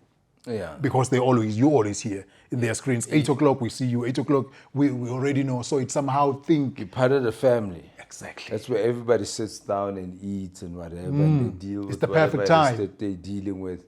Is because, you know, they do all of that. You know, watching this show. So these are family. They're taking part. Exactly. And, yes. It's part of the tradition and everything. Family. It came with so much power. It came with so much visibility. Yeah. It came with so much attention. Now, at that moment, and I'm happy because you just mentioned your wife more. How are you handling all of this now? Remember, at the same time on your side, you had broken down all these laws that had now, like, you know what? I am being myself now, protecting my family. Now I have a son now. Yeah. I'm fighting, I'm doing this to make sure that I become a good father and provide for my son. Now, all this attention and everything that comes with it, because I'm quite sure it comes with even brands and also being interested to you now, which is now also new. All of this power being presented to you, also girls now are flying to you. Hey, we want this guy, we want to meet this guy, we want to be with this guy. All of these things. How are you balancing it from the side of not being used to it, not being exposed to it that much? As you were saying, now it became like now you are within the industry. This is the industry. How are you balancing that? No, there's no support system with that kind of power. You know, there was no support system, and I don't think there's any support system, and it's the same for soccer players. You know, the things they get themselves into, and they destroy their careers. Yes, I hear They you. come close to it. There's no support system. I think that's one thing that we need to think about. We need to come with those programs. We need to come with those groups where actors can come and learn, not teach, and learn, because they are the ones in the situation where suddenly they're getting the fame and what have you. All these women are coming left, right, and center, and here's the family. You know, my family really was started in a way that it's just social progression.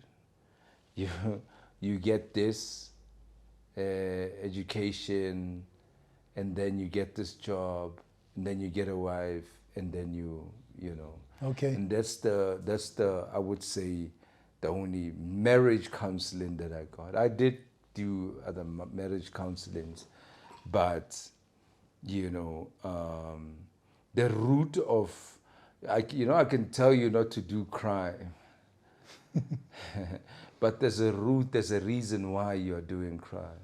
True talk. If I don't deal with the root and why you're doing crime, then you'll never be able to deal with the problem.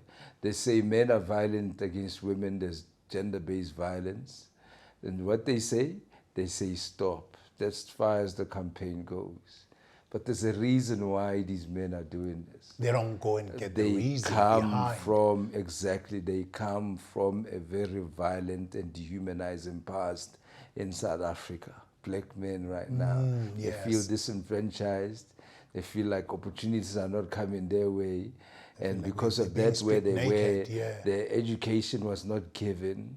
So most of them do not know how to build and become somebody else. Even the black women are calling them weak because they can't provide. They are being ignored. Yes. You know, they're not given a chance in a day. They're not given a chance to to talk and whatever, because you are broke. You don't have this. You don't have that. Yeah. Akir. True. How are these how are these men feeling right now? Where do you think the violence is coming from? For them, because the power of voicing out what they're feeling is not being offered or presented. Being emasculated. This thing, you are broke, you have nothing, you cannot be with me. Or you are weak and whatever. And other races come from other countries. They come with their privilege, they come with their money or whatever. Flashing money left and right, yes. These guys are sitting here. Keep on the weak ones, the boys, the water boy. Yeah. You know, everybody must take responsibilities as adults. But we know that once you are broken from the beginning here, that child, you need to go to that child. Exactly. That and is help very them to grow inside. So this thing, you have to stop all those scars before. Stop gender-based violence. That's as far as your campaign is going. Who are you talking to? You are talking to, it's going here because this person already is like this. There's nothing reaching him. Yeah.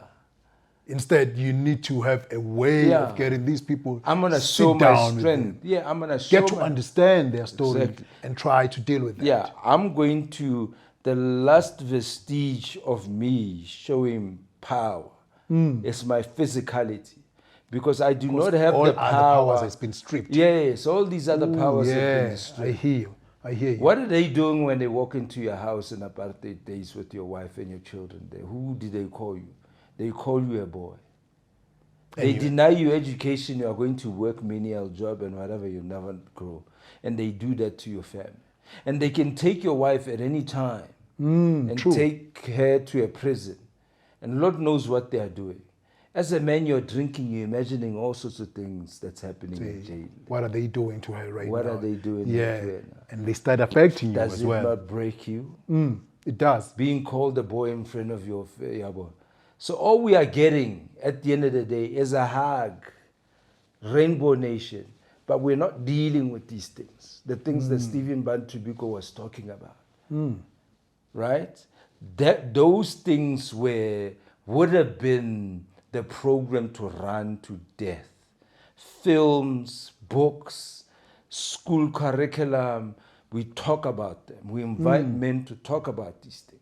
Exactly. How as a man am I looking at myself amongst other men? Amongst That's others. Steve from other races. That's Stephen Bantu Biko. How is this affecting me as a man? Black consciousness, Exactly. you know, completely pushed to the back. Completely pushed to the back. And then the most important thing is that, hey, we need to get this thing together, Rainbow Nation. But now people are hugging the Rainbow Nation, these colors are together. But some are so privileged from the past, and some are so disadvantaged from the past. And there is no uplifting It's each other very to but be there are no programs meshed as these colors. Yeah. You understand what I'm yes. saying? Yeah, I hear and you. then what do? You create a society of dependence by building these RDP and whatever. You don't include a program to teach people how to do business, to become artisans and whatever. Yes. People who are leading probably with these specialized barracking trades, like your plumbing and whatever, electrician, in my opinion, they are from outside the country. Because those countries... Not even your opinion. Yeah. That's the fact. Yeah, because That's the fact. those are the programs that they were given in their country. Rona, rare, no. We will build you RDP. And then slowly but surely people believe or something must be done by someone else. It should be done for them now. By someone else. But you as a man, how would you feel standing up there and say, I am homeless because somebody did not build a house for me? How will that make you feel as a man? As a man. Blaming It doesn't sound right because I'm still blaming Yeah. another man Yeah. to do it for me. But now it has become acceptable that we do that. True. It has become acceptable that we do that. Hence and we why are has having it become strikes. acceptable? It's because the promises. Instead of building people who can self-determine, Yes. they build Promises. people who will depend. I think that's another problem that we still have to fight hard. Yeah, no, For our people. exactly, when you have people who depend on other people and they be engineered that way, and now what they're depending on is not coming through. How now- is that person not supposed to be frustrated as a man and emasculated and whatever? It destroys them. Yeah. It destroys them. It seems like you telling me, go study, do what, and get a job after. Then I do 1, 2, 3, and when it's time to get a job, I don't That's get it. the other thing. What happens Wow. there? I'm frustrated now. Yeah. And sometimes you find other people altering to crime Yeah. because I need to do something. At home, I'm not being Yeah. looked at as a As man a who's man, who's even. productive and even providing Able for to the provide, family. yeah. So what is it that I need to do at this moment to make sure that I'm also being respected or given that position of being a man? Yeah. So now, apartheid was not just a haphazard thing. People thought, oh, okay, cool, we're going to do this. We don't want these people. People sat around the table. People sat around the table and said, this is apartheid, and why this is apartheid, and for how long. And it happened for a very long time. True. And what happens when you experience a traumatic thing? Or anybody else, maybe you might not understand, but when a person experiences the traumatic thing, we are told to go to a specialist to talk to them, Exactly. to unpack, to Exactly. heal. Of which, Did we not go through a traumatic experience as a black people in South Africa for a very long time? It's crazy Not when even you 5 say that. seconds. It's crazy when you Not say even that. 5 seconds or 2 seconds or 2 minutes. It was for a very protracted long period of Yes. time. And now what do we get? Embrace each other, Rainbow Nation. No programs. None of the to deal. therapists and what's on, No going to therapy and what's on. program, Of in which, my that is, opinion. hence, it is still very, very new for a black society, even for a man, to say, as we were talking about, even the campaigns of saying stop violence, stop gender-based violence, to say, for a black man, if you can say he needs to sit down with someone and explain his problems, it is still new. He does not understand that culture, that I have to sit down like you, like this, and say, okay, so this is what I go through, this is how it started. So for the therapist to be able to find ways of helping that person, it is still new to the community. None of it. It's still also needed again. I stand to be corrected. As we agree now, there's no program. There's no way, there's no... Intellectuals are focused on whatever it is, people who write books, psychologists who could be dealing with this, are interested in other things. I'm not seeing anything. This should have been priority for us. And then we wonder, don't do GBV. I, as an individual, I understand, no, I'm not going to harm a woman because I've learned as an individual. Yes. I have learned as an individual, I am affected as a human being, particularly as a black person in this country. Maybe because of the people that I've been exposed to, maybe loving Malcolm X, and now as a result, loving Stephen Bantu Biko, because of the movie Denzel did or whatever, now I know about him. Maybe the things that I'm exposed to, I've learned to now deal with the pain. Because it goes to the saying that it always been said, to say, had people, had people. Yeah. We understand that. Exactly. But all you are going to say is stop gender-based violence. That's the program that you have. Because it goes for that you are dealing with that, but you had people, I'm hurt as well. Yes. But I'm voicing it out in a wrong way. In a wrong way. Yeah. Then if you sing that, try to deal with the hurt in that person so that you can be able to eliminate that action of violence. Yeah. That is very deep. Wow. And hopefully our message will be able to reach the right people and they start focusing on that. Because I still believe, even when you say, when we go back to the apartheid era to where it was ended, the way it was ended, nothing, and people are still dealing with that. Hence, they're still talking about apartheid till now. What's the other thing, my brother? What's the other side of the coin? It just ended like that. All of that hate, all of that wanton, reckless violence against another people, calling them all sorts of things for years and years and years and years. The hate. Where did it suddenly disappear to? That's the question. Like, where did it, like, suddenly, just like that? It's gone. How?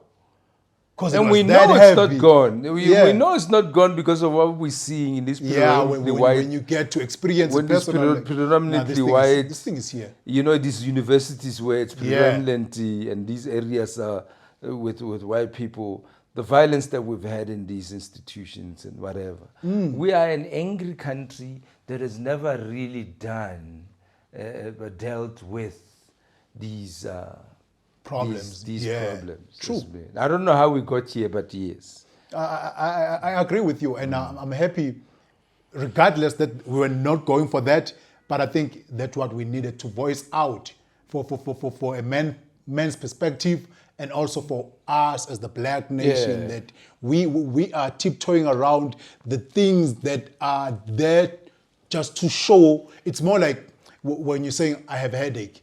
It is just indicating that there is something that is not right within the body or the system, not the headache. It's not the problem that is the headache. So this violence, yes, it is extremely bad and we hate it, but it is indicating the real badness within. It's coming from somewhere. Yeah. I feel like, you know, you can have the conferences, you can have the meetings, you can have whatever it is. As long as at those conferences and those meetings you do not address the root of it, then you're still doing nothing at all. And we want to save our women from the violence. True. So we really need now to That start is the route thinking, that should be hey, taken so guys, that we are able to stop the violence that we're talking about. we want to save our, As you are watching, make sure that you also continue with this conversation until it reaches the right people who will be able to take charge. If it goes to push, take the man here as he's talking about it and make sure that he is the one also continuously engaging with the conversation. Sponsor the conversation to make sure that it reaches our brothers, because we're definitely fighting this violence and we want to end it, but end it in the right way, not the wrong way. Say, I'm going to arrest someone. When you arrest them, you still haven't arrested the problem within. When you release them, the problem is still within them and they're still going to go back to it and still fight it. But my brother, let me go straight, allow me to go straight to celebrating the great work before we conclude and close the great conversation and the episode that we are in right now. And just celebrate certain characters that you have played. Schedule 6, you'll also add your characters that you would like to know from his side as well. We'll just mention characters and you just tell us anything that comes in our mind when we mention those characters that we'll be talking about, that you have played in this industry that we are celebrating you for, as we're calling you a legend. Schedule 6, do you have the first one? Obvious, Gaddafi. Yes, sir. Look, I mean, it definitely opens doors for me, you know. But also at the same time, it no buts. I think it opened. Okay. Yeah, it opened doors for me. It introduced me to a lot of people, fans who would not necessarily would have, you know.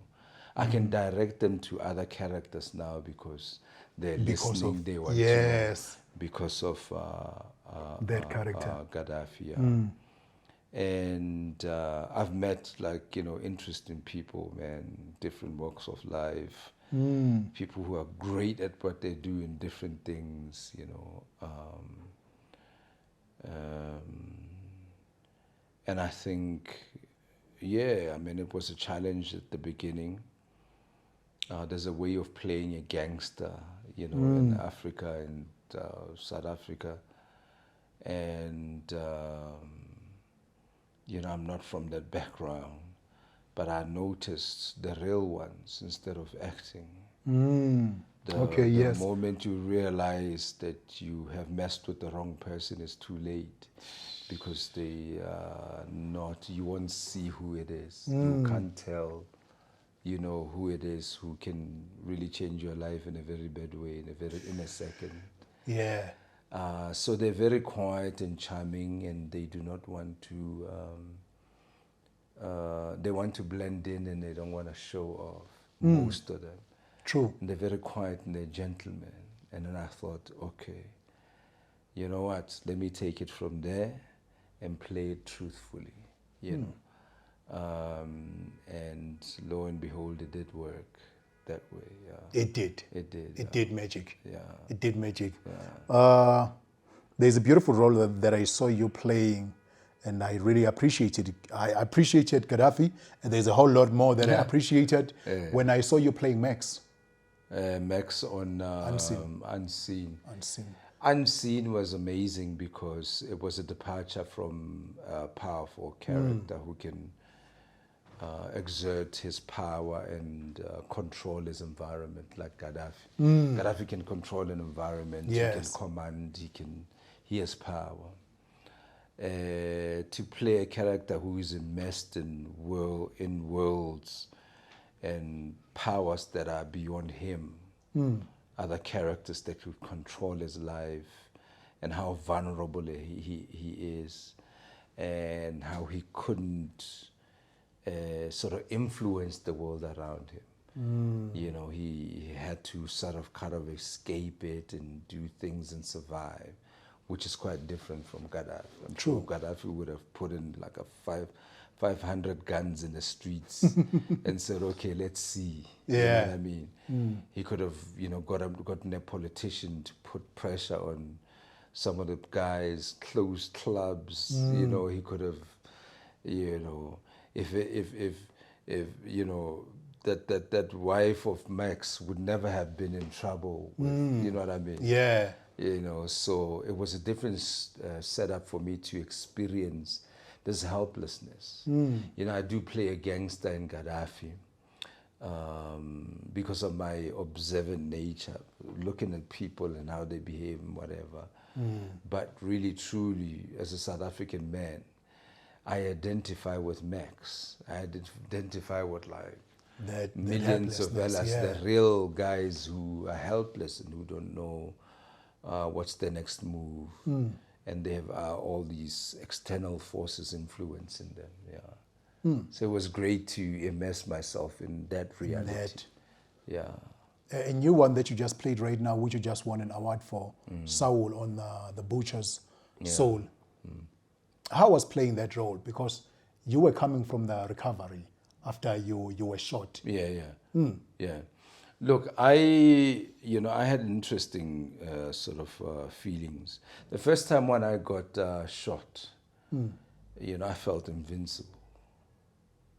Not invisible, but I felt invincible. I felt like a god. Yeah. You know, when they hit me. Yeah. Look, the clarity of mind at the time when it was happening, and the coolness to do whatever I did, and that I was missed, and that I drove myself. There was a time when my heart beat irregularly, and I told it, hey, relax, you're okay. And it started beating properly. Oh. And then I drove to the hospital, took my belongings coolly, put them in my pockets, walked coolly into the emergency place, coolly, and then quietly, not screaming, told the nurse that I'd just been shot. And how the crowd there jumped, how can you be so calm? Because I had survived this. I was like, wow, okay. It's not so bad. You think about it, and so it's not so bad. And then I was like, okay, fine. And then later on, unfortunately, I saw the killing of one of our greatest rappers. Yes. And that, brought me back to kind of the reality of our mortality and how fragile we are. Yes. And how lucky I am because I'm shot in the shoulder, which means my neck and my head was missed. True. So I felt lucky but very vulnerable. But listen, I had worked a lot with guns on set. And I have a malleable sort of spirit and mind. I'm not rigid. So I was looking at things, how to embrace, this event and looking at guns. But here's the thing, Saul is very in control. He starts off as just like a normal businessman, but then the other side of him becomes very, So he's the one who's controlling the guns. And he never gets shot at. Yeah. So that energy, did not affect me because it did not affect me because I just felt like the character was in control. Yeah. So I had good energy on set. I was trying different things. Oh, let me do this. Let me do this. Because I was freshly from, I guess, not freshly, but I was from generations where daytime, you don't get to say certain things and do certain things. So now it's free for all. You are given the freedom to do. Yes. And I was trying out things. I was doing things, and it became fun. Yeah. Thank you so much, my brother. Yeah. We truly, truly appreciate you. Nice. We honor the great work that you do. And I know that you say you don't believe in God, but me, I will say this because I know God, and I know that He's working in great favor in your life. I will say that I pray that He continue to give you the great strength to continue to tell all these beautiful stories and amazing stories. And we had prepared a meal for you by Ndozi's By and Bride to say they want to also appreciate you with this great meal and say thank you so much for your great contribution in the South African and African storytelling industry. So, and I'm going to add to the macabre. I'll try and work out on during December. Schedule 6, I can hear that you're crying with time. Can we still do the monologue? Sir, the rules of this beautiful podcast. is that when we are closing off, we kindly ask you to do a monologue for us in order to honor the storytelling industry. What monologue? Any monologue that From different characters. any monologue that you might have in your head. No, I don't. Or you can I don't maybe have- run the lines that you feel like I they are don't- from certain. I don't know, man. You guys are killing me. It goes so fast that you memorize. It's not like in South Africa, you don't get time to get in. I hear so you. for me, you're just cramming, and then Get to and it. then you kind of forget. Oh my God, I'm sorry. I did. Nah, don't you worry. The great African storyteller. Thank you so much. Schedule 6, we can also come here as well. Thank you so much for joining us today. We had a great legend that we are celebrating, Mr. Vuyo Dabula, who has done amazing in the storytelling industry. Thank you so much for the conversation, and thank you so much for the closure that you got us into to understanding the man that you are, the man behind all these great characters. We truly, truly appreciate it, and also the conversation that you have also sparked for the community that we have, the Black society, to also grow. We truly, truly appreciate you and want you to do more for the storytelling industry as a man that you are, that has contributed immensely. We appreciate you. Thank you so much. We truly, truly honor you. No, I appreciate you inviting me here. Bless up. We are signing out. This is the man that they've been asking about, Ubano Schedule 6. This is the man that has been doing the most as the producer. Big sign out. We truly, truly appreciate you. Continue to subscribe, continue to love and appreciate the great work that we do. We will continue to trust God to allow us to have a conversation with this greatness that we have today. Thank you so much. We are out.